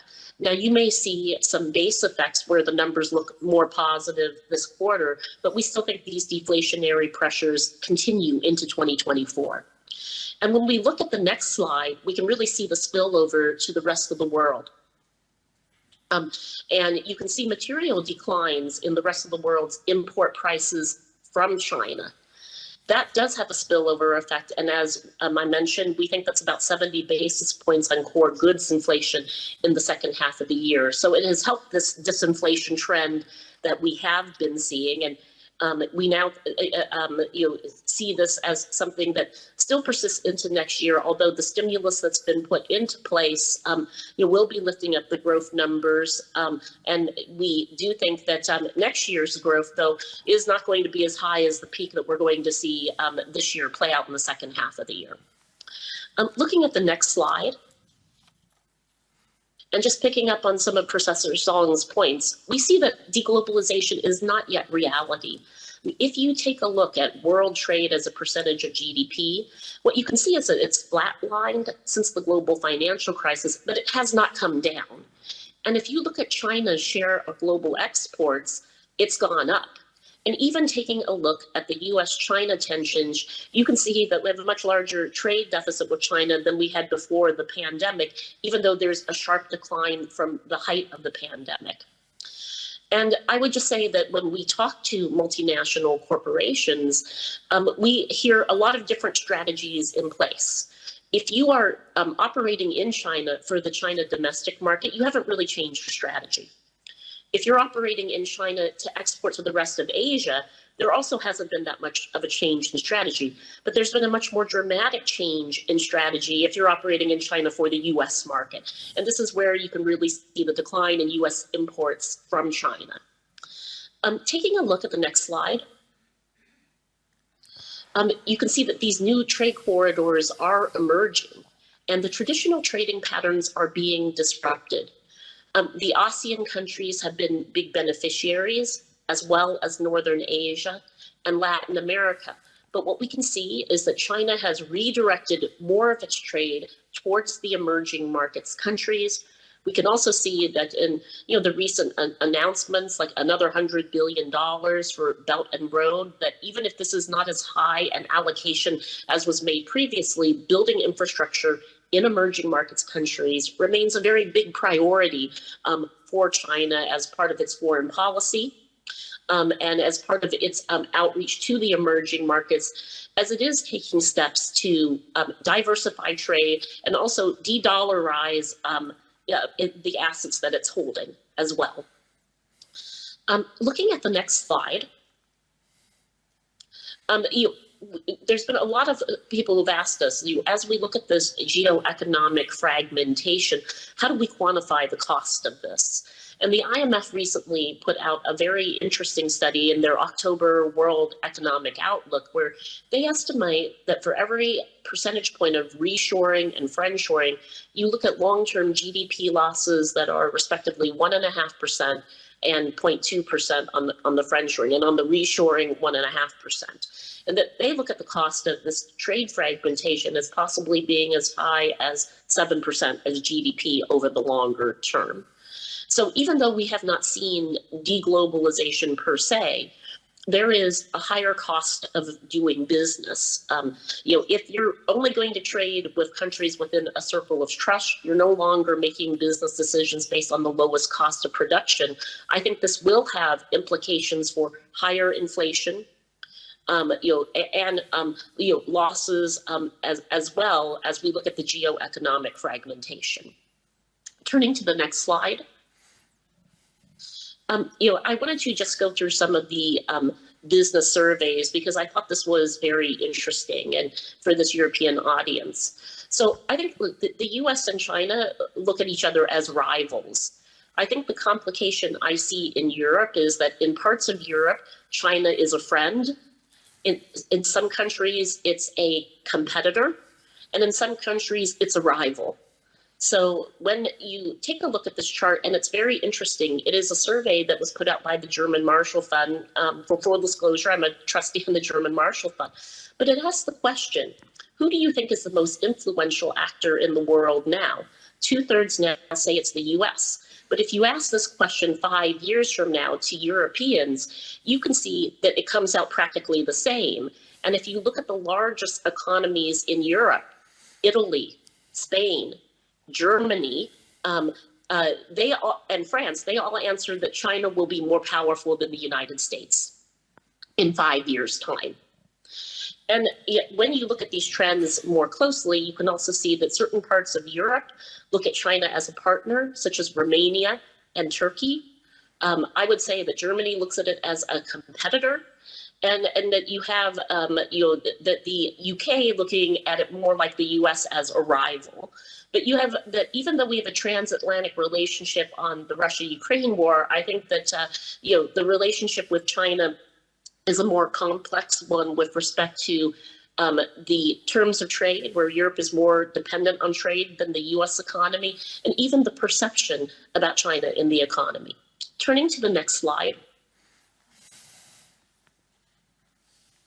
If we do take a look at US business surveys, the previous slide, I'm sorry, the US business surveys, what you can see is that there is movement of the supply chain. In the last US-China Business Council survey, when you look at the question, has your company moved any segment of the supply chain out of China in the last 12 months, you can see this number is 24%. Now, some of this was not due to geopolitics. Some of it was due to unit labor costs. It's the first time, in which I've been looking at emerging markets for the last 30 plus years, where unit labor costs in Mexico are actually lower than they are in China. But you can definitely see China +1, friendshoring, reshoring, taking hold as US multinational companies are committed to doing business in China, but they are clearly in the process of diversifying their supply chains. Now let's take a look at what European businesses are doing in the latest EU surveys. Going to the next slide. So we can see that geopolitical considerations are impacting European business sentiment towards China. And what we're seeing is that European investment continues to consolidate. And in these charts, you can see that 2/3 of European businesses report that doing business in China has become more difficult. And we're seeing the same trend in the US, where local regulations are brought up, but we're also seeing that for private sector entrepreneurs in China, they're bringing up the same considerations. And if you look at the European FDI into China, you can see that it has become more concentrated, and that the importance of China as an investment destination has also decreased for the first time in a number of years. Looking at the next slide. And this is the last EU survey that was done in June. 1 in 10 European businesses have shifted investments in China to other markets, with ASEAN the top choice. In the United States, ASEAN and Mexico have been the top choices. For all of the discussion about India, we have not seen as many flows there that you can actually quantify. In fact, if anything, one of the strange things to say about India right now is that their FDI numbers have actually dropped this year. Looking at the next slide, I did want to talk about critical minerals, rare earth, and electric vehicles. So China has spent the last 30 years in building a monopoly over the rare earth refining and dominates the EV supply chain. And in this chart, the red bars are China, and you can see its dominant position in rare earth, also in the refining of battery metals. And this is very important because when you look at certain things like the Inflation Reduction Act in the US, the way it's written, you will get these tax credits if you source 95% of your batteries from a trusted ally. It's really not even possible to do that when you look at China's monopoly over the near term. That's going to take a number of years before you can even realize that, given what the capacity is right now. And let me turn to a final slide. On the next slide, one thing I did want to say is that just as deglobalization is a myth, I think that de-dollarization is a myth. We have not seen that the dollar is losing its influence in the international payment system. We have not seen that the dollar is losing its influence as the reserve currency. We still see that global households want to save in dollars. Saudi Arabia is still pegged to the dollar. However, all of that said, we are seeing much more settlement and diversification in non-dollars in both trade and commodities transactions in particular. Now, in commodities transactions, because of the sanctions on Russia, what we have seen is that we estimate now that about 20% of the world's commodities transactions are conducted in non-dollars. A lot of that's UAE, it's not CNY, but we are seeing countries now conduct these transactions in CNY, even if they're not originating from China. If you actually look at the settlement in goods trade, you can also see greater diversification into renminbi settlement. And I think for many emerging markets countries, they have increased their gold reserve holdings. They have wanted to diversify because they do see that just that threat of sanctions and ability to freeze the FX reserves, they want greater diversification from that. So I don't see a threat to the dollar as reserve currency, but there is certainly greater diversification that is going on right now. So let me just stop there, and that just provides some overviews on how we do think the world is changing and China's role in the world is changing and has diversified over the last few years. Thank you very much, Joyce. And now we turn to final panelist, Guanghua Wang. And actually, it's fitting that we are in the middle, in terms of time zones, we are in the middle of Shanghai and eastern coast of US. So please, Guanghua. Hey, good afternoon. I was asked to stick to less than 6 minutes, so I will continue to stick to that because it's 11:30. I mean, I usually go to bed about 9 o'clock. And I'm not going to be a fortune teller to try to put a number on the growth rate in China, but I'm going to focus on China's growth slowdown and a bit longer term. So am I controlling the PPT or next? Okay, so this is something Nila mentioned. China was growing some, over 10%, but no, actually, before they slowed down, China was growing at 14.2%. And now this year we're talking about 5%, but if you consider last year's 3%, it averages about 4%. So we're really growing at a residual rate if you compare with the last peak. And this slowdown obviously is not unexpected because no country, I mean, whether economists or non-economists, will say no country can continue to grow at about 10%. After 40 years, you're going to have a slowdown.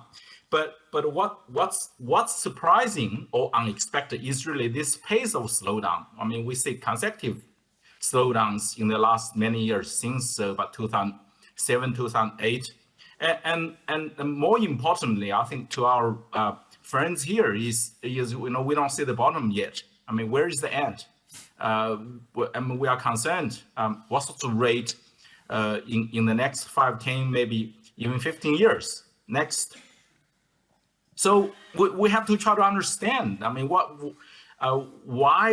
we have this success, consecutive slowdowns for so long and such a fast drop in the growth rate from 14% to about 4%. Now the 4% may be related to the recovery from pandemic, but we got to realize before the pandemic, 2019, the growth rate already dropped to below 6%, about 5.9%, and things change a lot. And that's what I'm going to elaborate a little to understand China's growth miracle.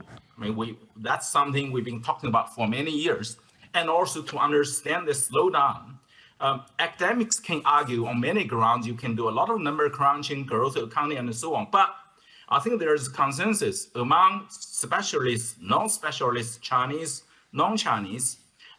China, the miracle growth and also slowdown are related to two things, and I call them two legs. One is domestic reforms. I mean, we all know that. We started in late 70s and picked up the rate. We continued for quite long, and we're all watching what's happening in terms of reforms in the last a few years, and also even this year, I mean, a lot of policy talks, but we, I mean, at least I'm still concerned.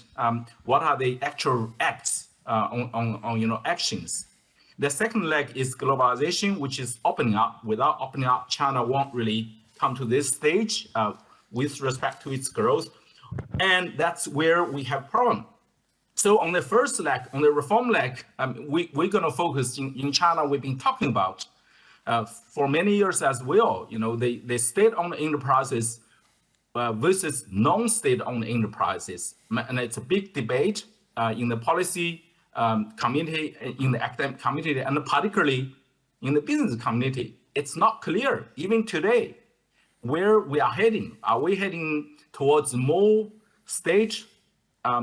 Ownership, or are we moving towards the other way? And I want to mention, China grows so fast in the last many years, 40 years or so. The reform. It's because we used to be almost 100% state-owned or collectively state-owned. Not 100%, but almost. And now the state ownership in terms of GDP share is about 40%. And the people are asking, whether we're going back to 50-50, or we're going to continue to reform and allow private sector to grow faster. So the state ownership can drop to say, I don't know, 35% or 30%, and that's a big question, and it's still hanging on despite many policy initiatives this year. I think in general, at least the general feeling is not that optimistic. We still got to see on the domestic front. But I want to, on the globalization side, I mean, I've been having this view. I mean, globalization has been, China has been facing problems. The globalization leg, the other leg, has been hurt. And there are two reasons. One is, of course, we all know the geopolitical issue with the United States, with Europe to some extent. And in China, officially, they're talking about, this turmoil unseen in hundred of years. It's an official term, whether, we recognize it or not. And I'm going to show you some numbers. And Nina also showed a couple of figures. And the other thing I will put is the globalization, but related to geopolitical turmoil. Next. So actually, I wrote on these geopolitical issues back in 2011. I published. Actually, I've been talking about since about 2008, 2009, and I published a paper on this geopolitics, which will hurt Chinese economy. Now, of course, it did not happen until about 2018, when Trump started the trade war. But it was inevitable. It's a matter of timing. Next. So geopolitics is something there, and I still don't see to me, the worst probably is not here yet. And on the globalization, I also wrote a paper, published a paper, and I started to talk about this the globalization since about 2016, when I was in Tokyo, and I published a paper try to argue why the globalization is happening. Next. So both the globalization and the geopolitical turmoil affects China's openness. Now, here is this chart. You can compare China's openness, which is import plus export over GDP. It's a typical indicator economists were used to measure how open an economy is. So China was obviously one of the most open economies. Actually, was more open than the United States using this indicator. If you look at 2008, that's a very important year. I mean, in my mind, China's openness is almost 60%, 57.6% in 2008. But by 2018, which is just before pandemic, it dropped to less than 40%. So at least by this measure, China's openness has been hurt, and that's certainly relates to the globalization and the geopolitical issues. Next. And that's something I want to emphasize, come to the growth. Why this geopolitics and the globalization so important for China? Because it affects external demand for Chinese goods, I mean, not services. So again, if you look at the numbers, in 2008, the important year, China's export of final consumer goods is more than 10% of GDP. But by 2018, it's less than 5%. And that's where I think China's growth cannot continue, because in fact, China has been running on surplus since about 1993 on trade surplus. So in other words, China, the economy is not balanced, demand and supply. We used to be a shortage economy where we have a lot of demand, but supply was short. We don't have the productive capacity. But then when we start to reform, demand and supply more or less balanced, and later on we demand is less than supply, but we've been supplemented by external demand by the U.S. European market. But due to geopolitics and deglobalization, we can no longer rely on. We're still using, we still trade with United States, Europe, and so on. But look at this chart. 5%, which is about 6 trillion Chinese, about 1 trillion US. China got to try to somehow digest or consume domestically.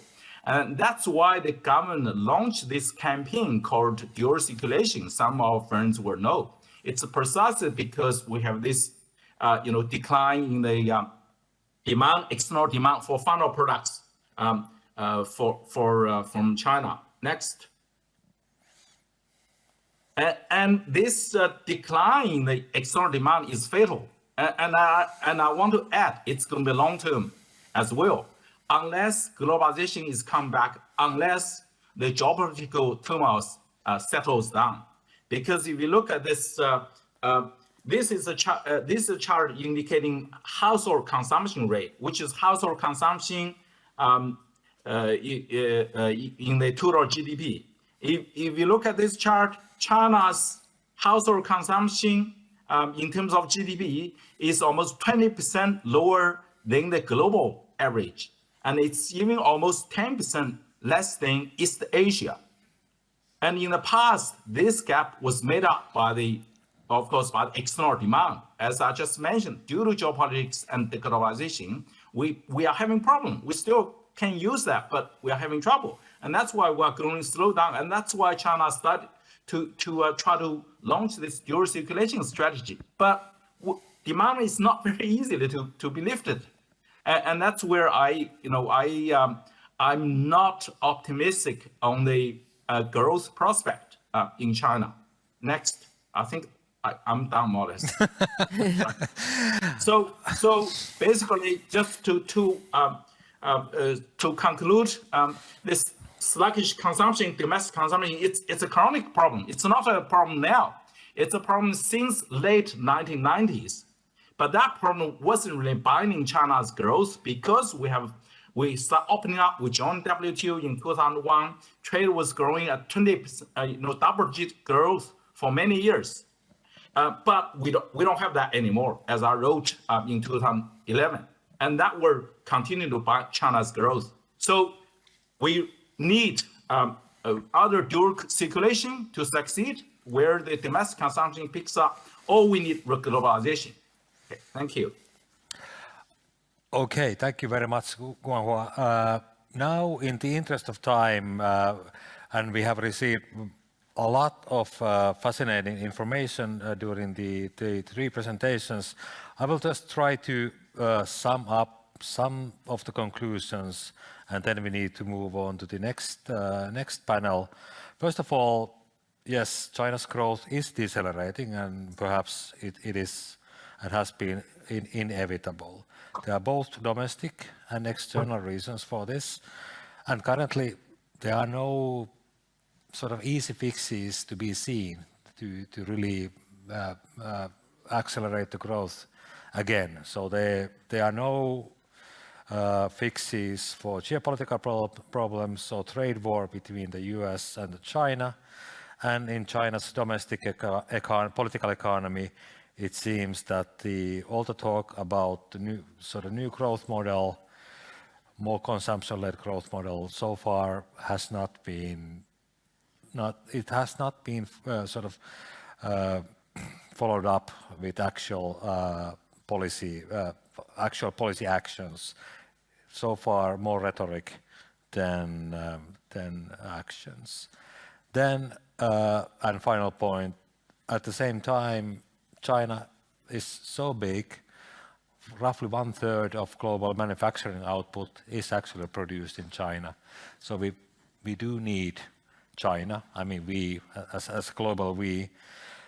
But clearly, at the same time, many foreign companies that have been operating in China so far and have made lots of profits in China are at least contemplating or actually acting on plans to de-risk or move part of the supply chains out of China.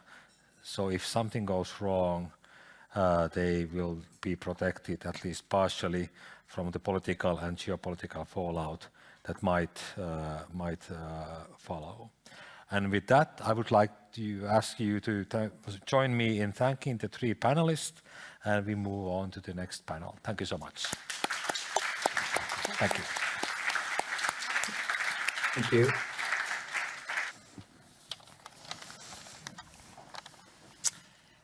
Welcome to the last panel. Great that you are still here. And I assume that you are here because you are worried that the global trading order is falling apart. You may ask yourself, where will the tensions between China and the US lead to? The buzzword is here, de-risking. Is it the solution? And you want to know, where does this leave smaller players? What does it mean for CESEE and the EU?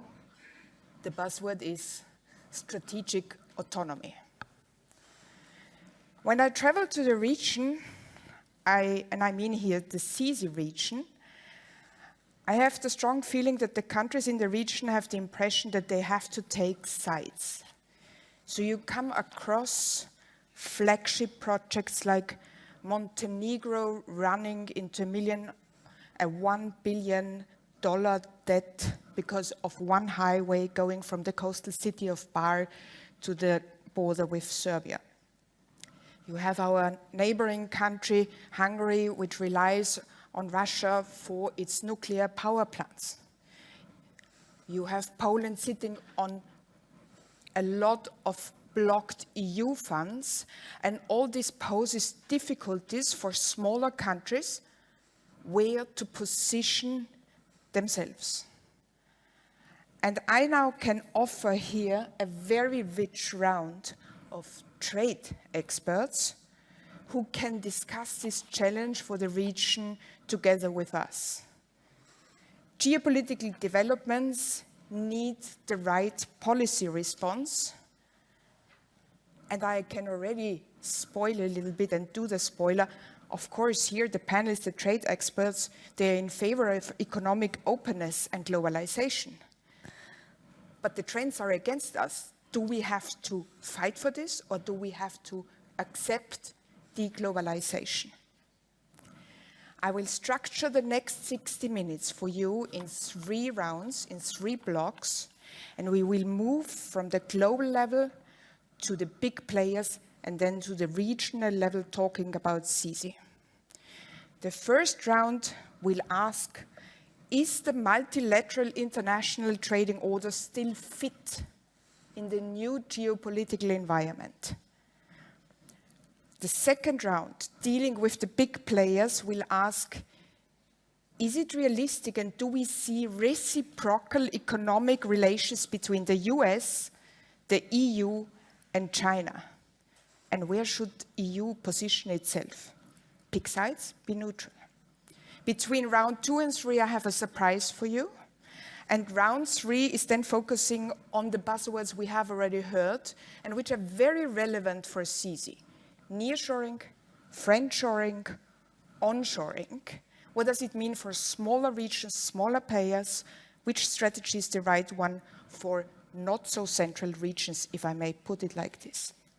And to discuss this, I now have a wonderful round of, yes, only female trade experts. I'm very proud to, on my right side, introduce Roberta Piamartine. She's a chief of section at the World Trading Organization, and she states, a fragmented world will not be only economically costly, but it will also be less secure, more unequal, and less sustainable.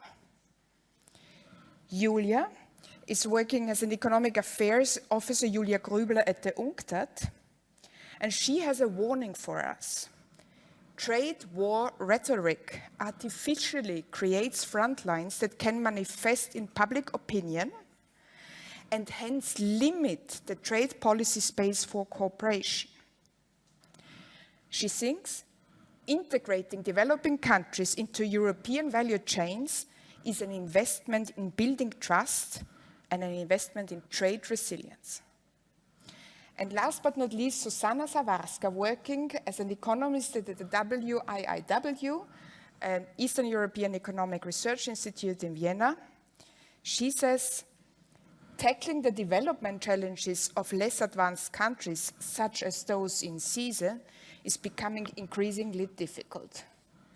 But there are also opportunities to be found in stronger regional value chains that can, and changing FDI patterns. So let me start now with the first round. And as the first round is the one on the global system itself, I would like to start with Roberta and ask her, is Europe's open trade approach still fit in the new geopolitical environment? How can the global trading system be reformed and improved so that it is beneficial for everyone and can help avoid further escalation? Thank you, Birgit. So let me try to put Europe in the context of the world economy, what's happening at the moment. And let me first make one first point. That is that despite the growing protectionist tensions that we observe, I mean, WTO is not passé. We're in the last monitoring report of the WTO, we have looked at the stockpile of protectionist measures adopted since the financial crisis. And what we observe is that the amount of trade covered by the increased protectionism since the financial crisis is about 9%. This is significant, but it leaves a lot of trade, about 75% of trade, still under WTO rules. And a large part of it, the majority, is even duty-free trade. So WTO is not passé. That's the first point I wanted to make. And the second point is that this system we have created, a system of rules, rule-based system, predictable environment where business has flourished, has delivered the highest, very sort of unprecedented growth of the global economy since the post-war. And we've seen the rise of China clearly, but this has not just been the rise of China, has been this system has delivered growth for all, developed and developing countries, has delivered a strong reduction in poverty, and has delivered also a convergence of the developing world, so lower income countries to higher income countries. This is not to say that everything is perfect, but it's a system that has delivered, and it can still deliver, because trade costs for many remain high. Trade costs in some sectors remain high. Not all countries have participated in the benefited from the system that has been created. And also we are witnessing a period of a phase of change, of digital transformation that actually create a new impetus, a new opportunity for growth through services. What we have seen in the first wave of globalization is the unbundling of production chains and the development of global value chains in manufacturing. Now digital technologies allow services to be tradable. We wouldn't think in the past we could have telemedicine, or lawyers any part of the world providing services, education being provided through the net. So, and what this can deliver is a new impetus of globalization, a new growth that is a service-led growth. And I think in this context, what we need is again new reinforced cooperation to make this new wave of globalization more inclusive, more diversified, and therefore more resilient. And just to close, in February at the WTO there will be a ministerial conference, the 13th ministerial conference, and many of these issues are on the table, and these are the issues where countries need to engage. And these are rules for the future, rules on e-commerce, for what we call e-commerce, that is trade through digital line. This is essential rule for the, and these are global issues that will require international cooperation. And so I think that's a priority.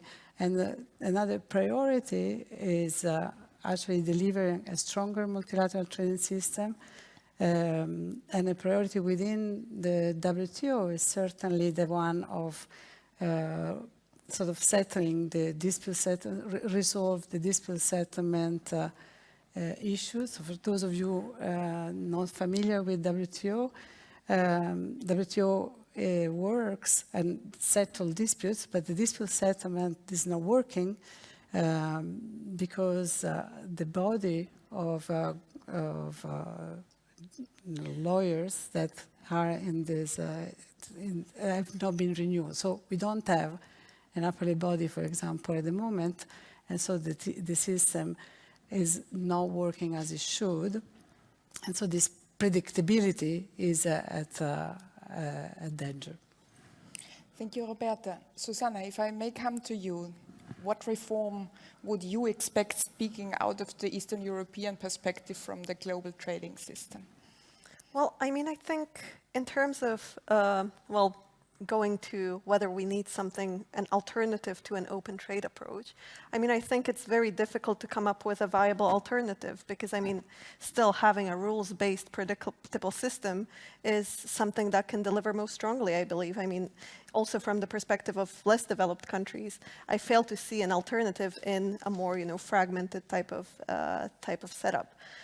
Also, I mean, I think from the previous sessions, we had the opportunity to hear repeatedly about the world being not the same as it used to be in a more fragmented way. And if we look at, I think, this World Economic Outlook, the latest one, mentions the word fragmentation over 150 times. So, of course, I mean, it's quite clear that there is something changing. But, I mean, we still need to be quite clear on whether deglobalization is a phenomenon, what is being deglobalized per se. So as Roberta mentioned also when it comes to services, for example, but also when it comes to global challenges such as climate change, pandemics, I think that really exposes the interconnectedness of the world and requires sort of everyone to be at the table. And I think if also emerging worlds such as China, but not limited to it, the more economically relevant they become, it becomes more and more important for everyone to come to the table and manage a system of different economic models, and how do we manage that essentially. So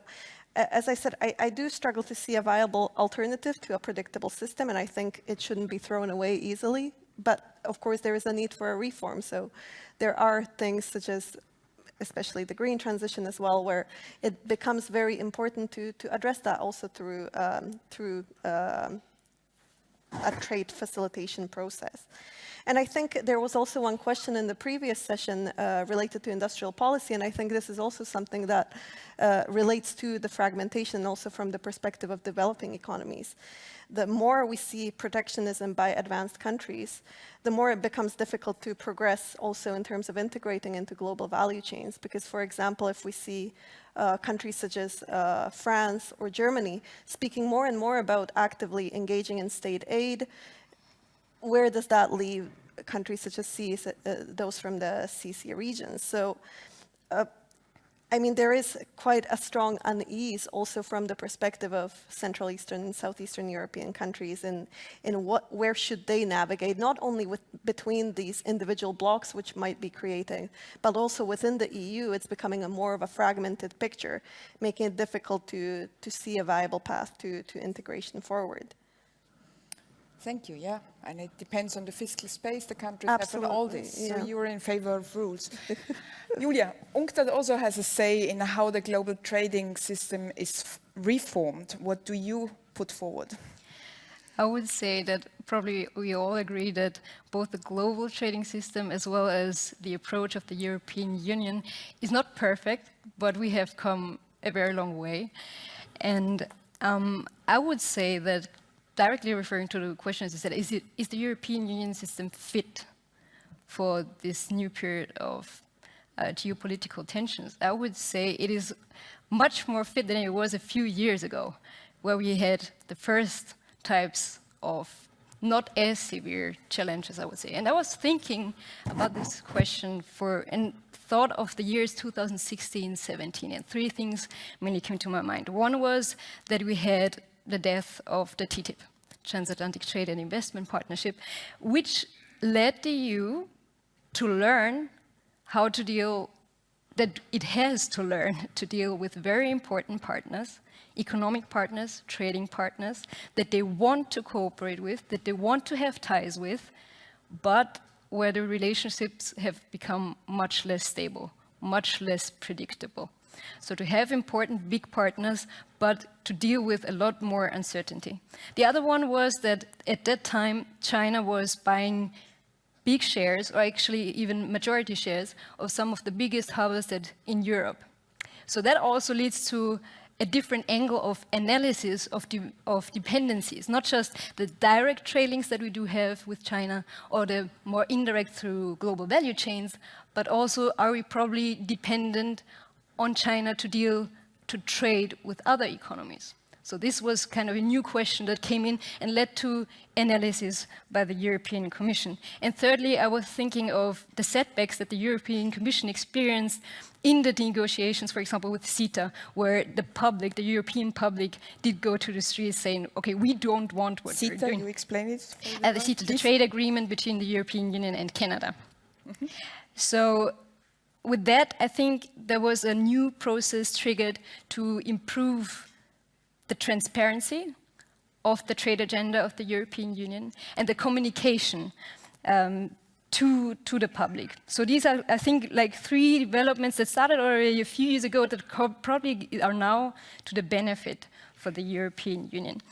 And I think in this room, and especially on this panel, everyone is agreeing that both wars are not easy to win and also trade wars are not easy to win. And so I think that the European Union, it's very good that it did not follow up with this approach, with this narrative of having trade wars. Because there are already now recent studies out there showing how the perception of trade is changing. So they were following the perception of the Chinese public towards trade, and the people of China were pretty open to trade. What you could see is with the trade war agenda, with this narrative, with these aggressions, with the increase in tariffs, is that the Chinese public distances itself from trade. But, and this is the important part, it does not only distance itself from the US, it gets more protectionist towards trade as a whole. It gets more protectionist also towards other trading partners. So having a trade war between the US and China pushes trade tensions globally, pushes back on an open trade agenda. And obviously, if you're not ready to talk about trade, probably it's even more difficult to come to the table to talk about other things. And we definitely need this cooperation between the big global economies today, especially thinking of climate change. Thank you, Julia. So your recommendation is to have your ear out in the society and intact. Yeah, thank you. Before going to the second round, I would like to throw a short question on you, because you are experts working probably on a daily basis on trade numbers. So you know where the trends are. On the other hand, we have seen that globalization has happened in big swings, and now we are in a swing of deglobalization. From the data and from what you read and study in your context, do you have the feeling that the current downtrend is a cyclical or a structural phenomenon? Do we see the end of globalization, or will we be sitting here in 10 years again and talk about, as you said, globalization 2.0? What is your impression, Susanna? Well, I mean, I think firstly, I would be reluctant to call it deglobalization in the first instance. So, of course, there is a slowdown in some of the indicators which are suggestive of economic integration at the global level. But, I mean, I would be very careful to say we are witnessing sort of a dismantling of these structures per se. So, in this sense, that's the first comment, perhaps. And then, I mean, of course, if we're thinking about the era of global integration which happened between, let's say, the 1980s and up to the financial crisis, of course, this could be regarded some sort of almost an anomaly in the historical perspective. So perhaps it might be some sort of a mean reversion of the slowdown, you know. Susanna, I wanted to hear yes or no. Yeah, sorry. Well, that's a very difficult thing, especially, you know, I mean, I guess for economists, it's always the answer is yes, it depends. Exactly, that's why I remind you. No, well, I mean, in this sense, to provide a very short answer, I think, no, we are not witnessing a deglobalization per se, and that's why it will be difficult to say whether it's structural or cyclical, okay. Let's say that way. You doubt the sense of the question. I see this. Yeah? Roberto, is it cyclical or structural what we see right now? So let me, we have another section on friendshoring. So I moved some of the data on friendshoring we got recently back to that section, but I wanted to give you two numbers. One is that what we call digitally delivered services. So everything you can deliver, the services you can deliver on the web have been growing threefold since 2005. And another number, that is trade in environmental goods, have been growing 4 times approximately in the same period.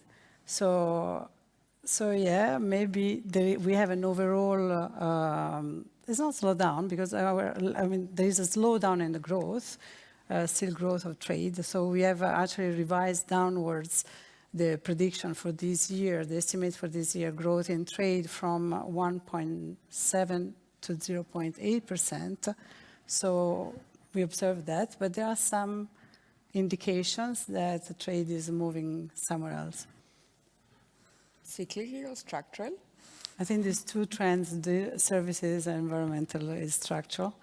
And if you want, the globalization in the sense of moving out of China in a way is also structural in the sense that it was already visible before the trade war, because prices and wages in China were going up, and because China is moving up the value chain. So the sort of low-skilled jobs and wage are moving somewhere else. So production for using low-skilled jobs is moving somewhere else. And then there will be automation. So some of these also sort of technological change played a role. It's a permanent shift, yeah? Short answer? I think the talk about nearshoring will be structural. Not because geopolitical shifts or tensions might be punctual, but we do have the climate crisis that persists. We have environmental considerations that will, for a longer term, lead us to think more about nearshoring.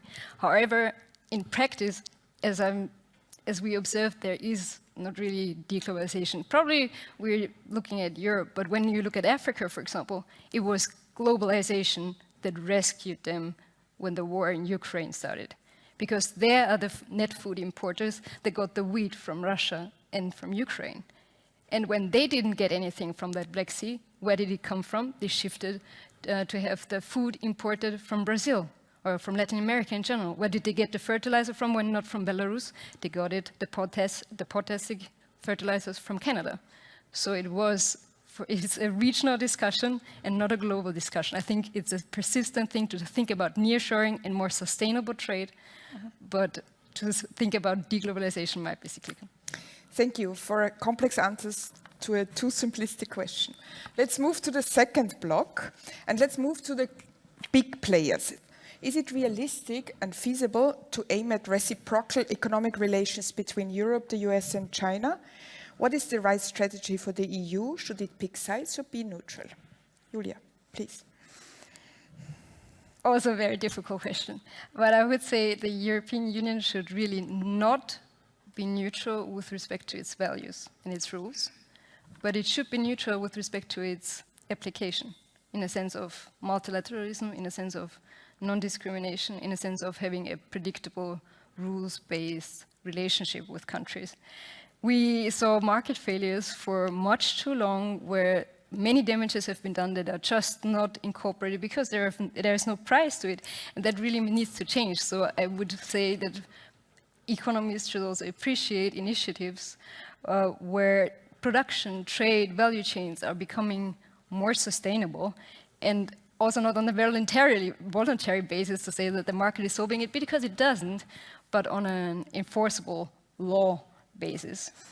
But then these rules should apply to everyone, and also the design of these rules should be with the view towards achieving something for the public good, and not designed in a way that is addressing or picking specific partners. And that, I think, is really the core of this de-risking, to have values in mind, to have some goal in mind, and not to go for decoupling, which picks certain countries. So that holds both for the relationship between the big economies, US, EU, China, but also with respect to probably the competition of these economies with the markets in developing and least developed countries. Because even there, when the rules might look as if they're pursuing something good and are non-discriminatory, again, I'm going back to the perception. It might not be perceived that way. And that's why we have discussions with developing countries about neo-colonialism or about green protectionism.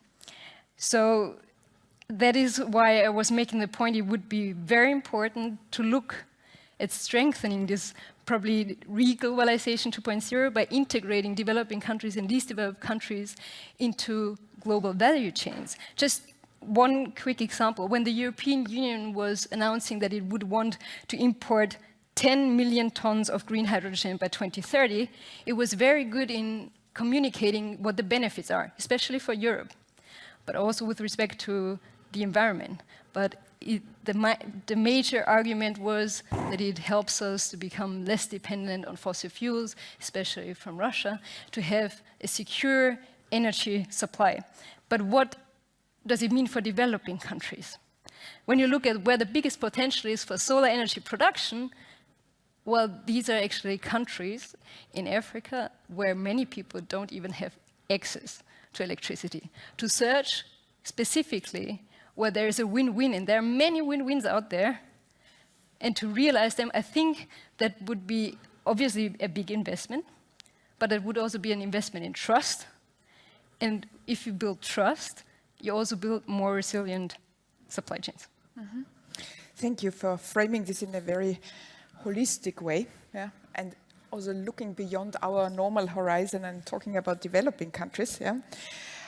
Roberta, may I ask you, how do you see these economic relations currently between the big players and the trading relationships? Who has a say and who is running behind whom? So I was, when you mentioned reciprocity, I think we have, the way I think of reciprocity, I think back at the time when Trump was using this word And in the context of reciprocity of commitments between countries and sort of vis-a-vis China requiring that for a one-to-one correspondence between a commitment to a certain tariff in a certain product in a country. And so if Europe has a tariff of 10%, then China will also have a tariff of 10% on that product. So reciprocity in that sense is not sort of the way in which agreements between countries are conceived. Sort of an agreement is a sort of a complex exercise, an equilibrium where reciprocity is achieved more broadly. And so, yes, I think reciprocity is key for an agreement and is what countries should aim at. It's not a one-to-one correspondence of commitment, but it's a tool that would allow you to avoid that a country can use its market power at the disadvantage of another country. So in this context, I think countries have to try to achieve this, and that's what agreements are for. And if there have been changes in the economy, I mean, the WTO agreement was signed in '95. A lot of things happened since then. So there may be need or revising these commitments. There are lots of changes going on. I mentioned already digital transformation, but also sustainability concerns. All these sort of are elements that eventually will need to be taken into account in a global agreement where reciprocity is achieved in a complex way, but in a way that deliver eventually growth and sustainable development for all. And I think that's what we should aim at. May I be more specific? I fully agree and understand the general principles you're lining out, but I mean, the common perception is that there are the big players. It's a rivalry between China and the US. Is the EU at the same level being taken serious, or are the trade rules determined by what China and the US agree on? I mean, the WTO agreement as it is an agreement among really, is 164 countries and by consensus. So in the game of playing, in this game of setting rules for the future, changing rules, everyone has a saying, right? In this game. So the question is whether what you mean is whether the EU has a power of twisting the arms, if that is what you have. The de facto power.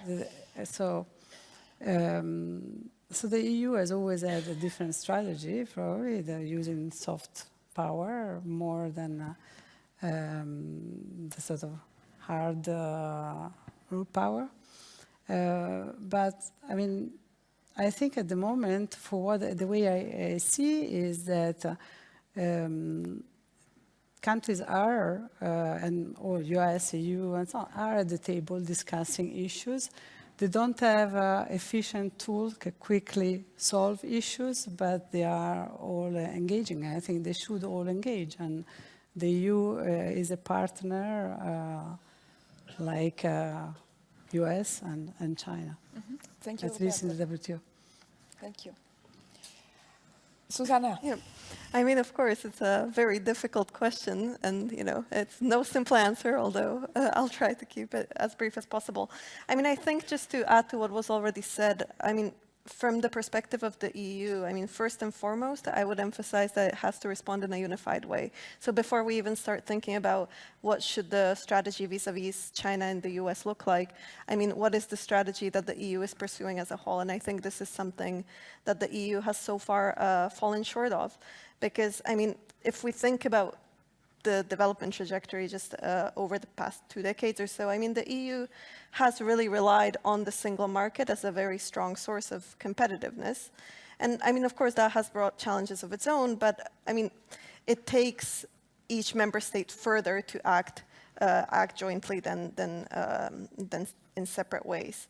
So if we think about finding a common narrative in the EU, it has been quite a challenge, I think, especially if we look at also the Central Eastern European economies, which have some especially gone in sort of different ways in how do we interact with the West and how do we interact with the East. And so some are actually even shifting their focus into being more actively engaged into the Eastern European, the Eastern value chains rather than the Western ones.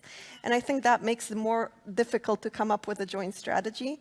And it has implications which shouldn't be underestimated, I think. And I mean, of course, that also partially relates to the reality that following, especially 2008 and later, it became more difficult to attract sort of this productivity enhancing type of foreign direct investment into the region. So that also related to these strategies, like I think in the first session it was already mentioned, this Eastern opening policy of Hungary, etc. And I think related to that at the EU level, I mean, the EU has been a reactive player up to now, I think, very much. And so rather than, thinking about picking sides, it should really think about what does the EU want in itself. And I think one rather positive development is that the latest economic security sort of agenda of the European Commission very much strongly emphasizes this point about endogenous competitiveness and how to strengthen that. I mean, in my view, I think really if we want to view the EU as sort of a globally relevant and systemically important economic bloc, it has to first and foremost think about its own internal competitiveness and policies which strengthen that. Yeah, I think I would leave it at there. Yeah. Thank you. We'll come back to the region anyway. So you're in favor of a staged approach, yeah? First, be competitive and then open. Yeah. Before we come to our third and last round, I would like to surprise you with a guest and come to downside effect of the fragmentation. Let's talk about fragmentation if we can't talk about, if we don't agree on deglobalization. And one problem is that people travel less to other areas in the world. Yeah, so we have lost Russia as a place to go to, and I know that the Austrian governor has been in China this year, but I have found one more person here who I would like to call upon. And because many of those things which we discuss here, they are also emotional. There are perceptions about China, and very rarely we hear from people who have been there. I now would like to invite Axel Summer, who already stood up and who works at an Austrian commercial bank, to answer my question, do we have to be afraid of China? He traveled 3 times this year already to China, and I would like to give him 2 minutes with first-hand impressions. Thank you, Birgit, for the invitation, first of all. And the question, do we have to be afraid of traveling to China? Do we have to be afraid of China? I would say no, honestly speaking, being there this year 3 times, but we have to stay vigilant, let's call it like that. And I mean, there is one thing that scares me, but I will come to that at the end. China is a country still fascinating, and being able now traveling again there after the COVID crisis and the pandemic restrictions have been lifted. You could see that the growth dynamic and I've been traveling to China for more than 20 years now, and you could see the enormous power of transformation this country is able to perform. I mean, this is something which has always amazed me and impressed me. And once again, being to China 2019, last before the COVID crisis, and now being there, you could see another shift. If this shift is going in a positive direction, it's probably difficult to say. The amount of surveillance has significantly grown. If you talk to people, there is obviously more concern raised by the people, if you're talking to them, by the commercial people and business entrepreneurs. But one thing, this is really striking, and I'll just give you an impression. Traveling by train, traveling from Beijing to Shanghai, approximately 4 hours, 1,200 kilometers. So this is something how you can really feel the transformation, because these rails didn't exist literally 15 years ago, and now they are there. So the transformation is happening. In the same extent, looking out of the window, sitting on the right-hand side, I saw an amount of cranes I haven't seen the entire life together. So you could feel the real estate problems. that the country have. And you see the transformation that's going on. And so I'm personally got the conviction that for sure the country will in one or the other way overcome that. And coming back to your question, Birgit, what scares me probably, if I'm going from Beijing to Shanghai with 4 hours, 300 kilometers, and then we see here the deputy governor from Hungary coming to Vienna, which is 300 kilometers away, coming by car, this is something which really frightens me, because I'm really not sure if Europe is not missing the train in the global transformation process. Thank you, Axel. Thank you. Let me come to the final round and mention again catchwords we have heard in other panels before, and now investigate a little bit whether they are a solution for the CESEE region. Reshoring, nearshoring, friendshoring. Susanna, where do you see the opportunities and risks for the region? Right. Well, I mean, I think firstly, if one goes to the CESEE region, there is a great deal of optimism regarding the potential for nearshoring. I think the word gets thrown around quite a lot by policymakers as well, thinking, you know, that might be sort of the next thing to save the CESEE economies. And I mean, firstly, of course, it is a volatile period which we are operating in, you know, amplified, of course, by the COVID-19 pandemic, as well as the Russian invasion of Ukraine. And this rising uncertainty might make regionally concentrated production structures somewhat more attractive. Because, I mean, as we have heard, I think, repeatedly over the previous sessions, that the costs of coordination of such fragmented or long structures might be more costly. And so FDI patterns will essentially reflect changing risk structures, and one ways of that might also be sort of this this more stronger regional integration. But I mean, I think firstly it has to be stressed that whatever takes place will be a long-term process, so we cannot expect sort of an overnight reshuffling of value chains. I mean, they're highly sticky in the way that they are set up, and also, I mean, they are an outcome of sort of the trade-offs which were present in that time. So there will be an incentive to, I think, outsource labor-intensive production stages, and Central Eastern European countries might be sort of the first in line if we're thinking about being closer to established industrial structures. That being said, I mean, there are caveats when it comes to this nearshoring sort of craze, which can be visible among especially the policymakers of the Central Eastern, Southeastern European region. Well, firstly, I think just because there are incentives to have closer supplier networks, it doesn't mean that countries which used to be relatively unattractive for foreign direct investment will all of a sudden become attractive. So, of course, these sort of host country parameters, which used to be important for FDI attraction, will very much continue to be relevant. So sort of these traditional FDI attraction strategies and policies will continue to be extremely important. And to that, we also have this added challenge of political risk, which is being appraised, I think, ever more seriously. And for at least parts of the CESEE region, of course, this comes as a high challenge. On top of this, I think one more thing to emphasize is that particularly if we're looking at the more developed countries of Central Eastern Europe, for them, how much this can actually be a transformative phenomenon is very questionable. I mean, these countries have already saturated, I think, quite a lot of the growth-inducing implications of having the production stage at their countries, and are actually struggling quite a lot with labor shortages. So if we think about, you know, the type of production structures which will be coming from the Far East potentially, these aren't necessarily game changers in the structural change type of sense. So I would be very careful at thinking about, you know, what types of development outcomes are being hoped for through the nearshoring process.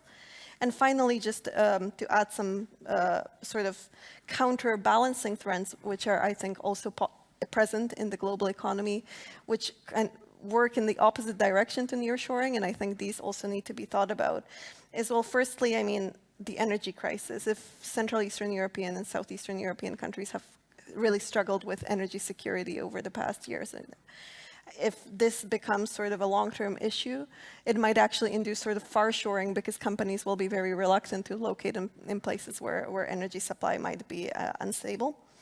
There's also some policy-related pull factors to other regions, as we have heard regarding the IRA. I mean, there's already some anecdotal evidence that actually investments are going to the US rather than to Europe because of sort of the incentives which are being offered there. And also, even at the more basic level, if we think about the types of FDI which are present, there's also market-seeking FDI, which is, you know, there's still a very strong incentive to locate where the market is large. So, for example, China. And that's why we've heard of these phenomena such as China for China, sort of relocation strategies, China +1 to diversify, but still having a very strong incentive to be located in that region specifically. So, yeah. Thank you. Is nearshoring, friendshoring a solution for developing countries? Well, in general, I would say trade diversion would be, because for me, trade diversion is really an insurance policy. An insurance policy that leads notably to more locations and brings also disadvantages, cost disadvantages. You're losing economies of scale, you're losing efficiency. You probably lose variety as well in production, but when crises hit, you're kind of safe. When you think of nearshoring, reshoring, friendshoring, or whatever shoring you find that is currently discussed, it is not diversification. It could just be a relocation. And in that sense, I perceive it more as a bet on which crisis would hit, which type of crisis, when, how probable, and how serious the effects could be. So in that sense, on the one hand, I would understand that the region of Central East and Southeast Europe would advertise the advantages of nearshoring, and there are obviously some. So when you think of transport, obviously, if you're transporting something through Europe, the probability that you cannot go from A to B is probably less than if you have very long shipping routes. But and also probably some are perceived as more friendly or like-minded, as we often now read, but also that doesn't necessarily need to be the case. We just said a few weeks ago that we had new violence between Kosovo and Serbia. We have different perceptions of our attitudes towards Russia and Ukraine. We also have this, let's say, non-European influence of central or critical infrastructure. So all that is just to say that nearshoring or these new concepts would not be diversification. It's still a kind of insurance policy because it also comes along with higher costs. But it's a lower insurance premium, but with much less risk coverage. And in that sense, if at all, it could only be part of the solution. And because also Europe doesn't have all the resources that it would need for all the supply chains. When we look at critical raw materials, it simply is not possible to delocate everything and get closer to Europe. And to think that we want unimpeded access to critical raw materials that we need for the energy transition, and we leave the low value added production processes that are probably even bad for health and for the environment, to leave that in China and other developing countries, but get the higher value added closer to home, not sure whether this would work out. To me, it sounds like rather short-sighted. So what I would really like to see for Europe, and especially for Central East and Southeast Europe, is rather to discuss about relocation of production processes from far away to Europe, but rather to think of an extension of the value chains, in a sense of reuse, recycling, to get raw materials back, give new life to products that have been already serving, or to get into research and development to have more resource efficiency or to find alternatives for these products that we are currently very much dependent on. Thank you. Can the WTO agree with this concept that reshoring is not so good, but trade diversification would be better? Trade diversification can also be costly, right? There is a cost also in trade diversification. So the question for me is where is the trade costs are high? Where can we act to reduce trade costs? So not sort of subsidize trade diversification, costly, but sort of foster more inclusive global economy, where by reducing trade costs, for many countries, many sectors, trade costs remain very high, and so there is a large margin there. Let me just say a word on friendshoring and the evidence. We just published the World Trade Report in September. That is the flagship publication on WTO. And for many, in the last sort of years, we have been repeating, we don't see sign of deglobalization or friendshoring. So in the World Trade Report, we identify initial sign of friendshoring. What we have done, we have divided countries in 2 blocks, depending on their voting patterns at the UN General Assembly. And if you look at that, you see that trade within blocks has been growing faster than trade between blocks. What we've been doing simulations and see what is the potential for growth in a world where countries align according to with their friends. And we simulate a sort of relatively lower GDP than in a globalized world, especially with the costs especially high in developing countries, so leading to sort of a more uneven world, an unequal world, and also not necessarily a more secure world, because there is a lot of volatility among your friends, and you're not friends with everybody. While, for instance, if with security we also mean food security, to give you an example, what happened with the crisis in the Ukraine war and the reduction of supply on wheat, countries like Ethiopia, that was dependent on Ukraine, largely dependent on Ukraine's supply of wheat, was able to quickly redirect its import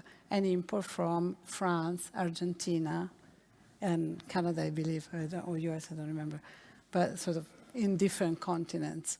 So I think that, just to conclude, that what we should, and this is a world where we reglobalize, a world with more inclusive,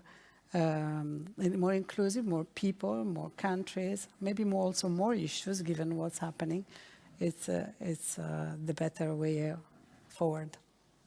Roberta, that was so wonderful that I don't wrap up, because that's exactly, you gave again this notion of that trade has to change. Trade is a different phenomenon than 20 years ago, has to have a new agenda. The rules-based approach was made clear by all the panelists, and trade is dependent on perception. It's not happening in a vacuum, depends on competitiveness, subsidies, fiscal space, all this. And it's a very relevant topic for the big players and the small players.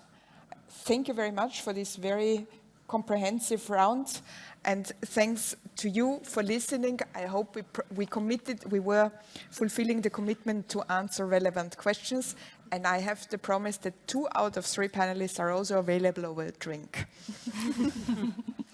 Goodbye.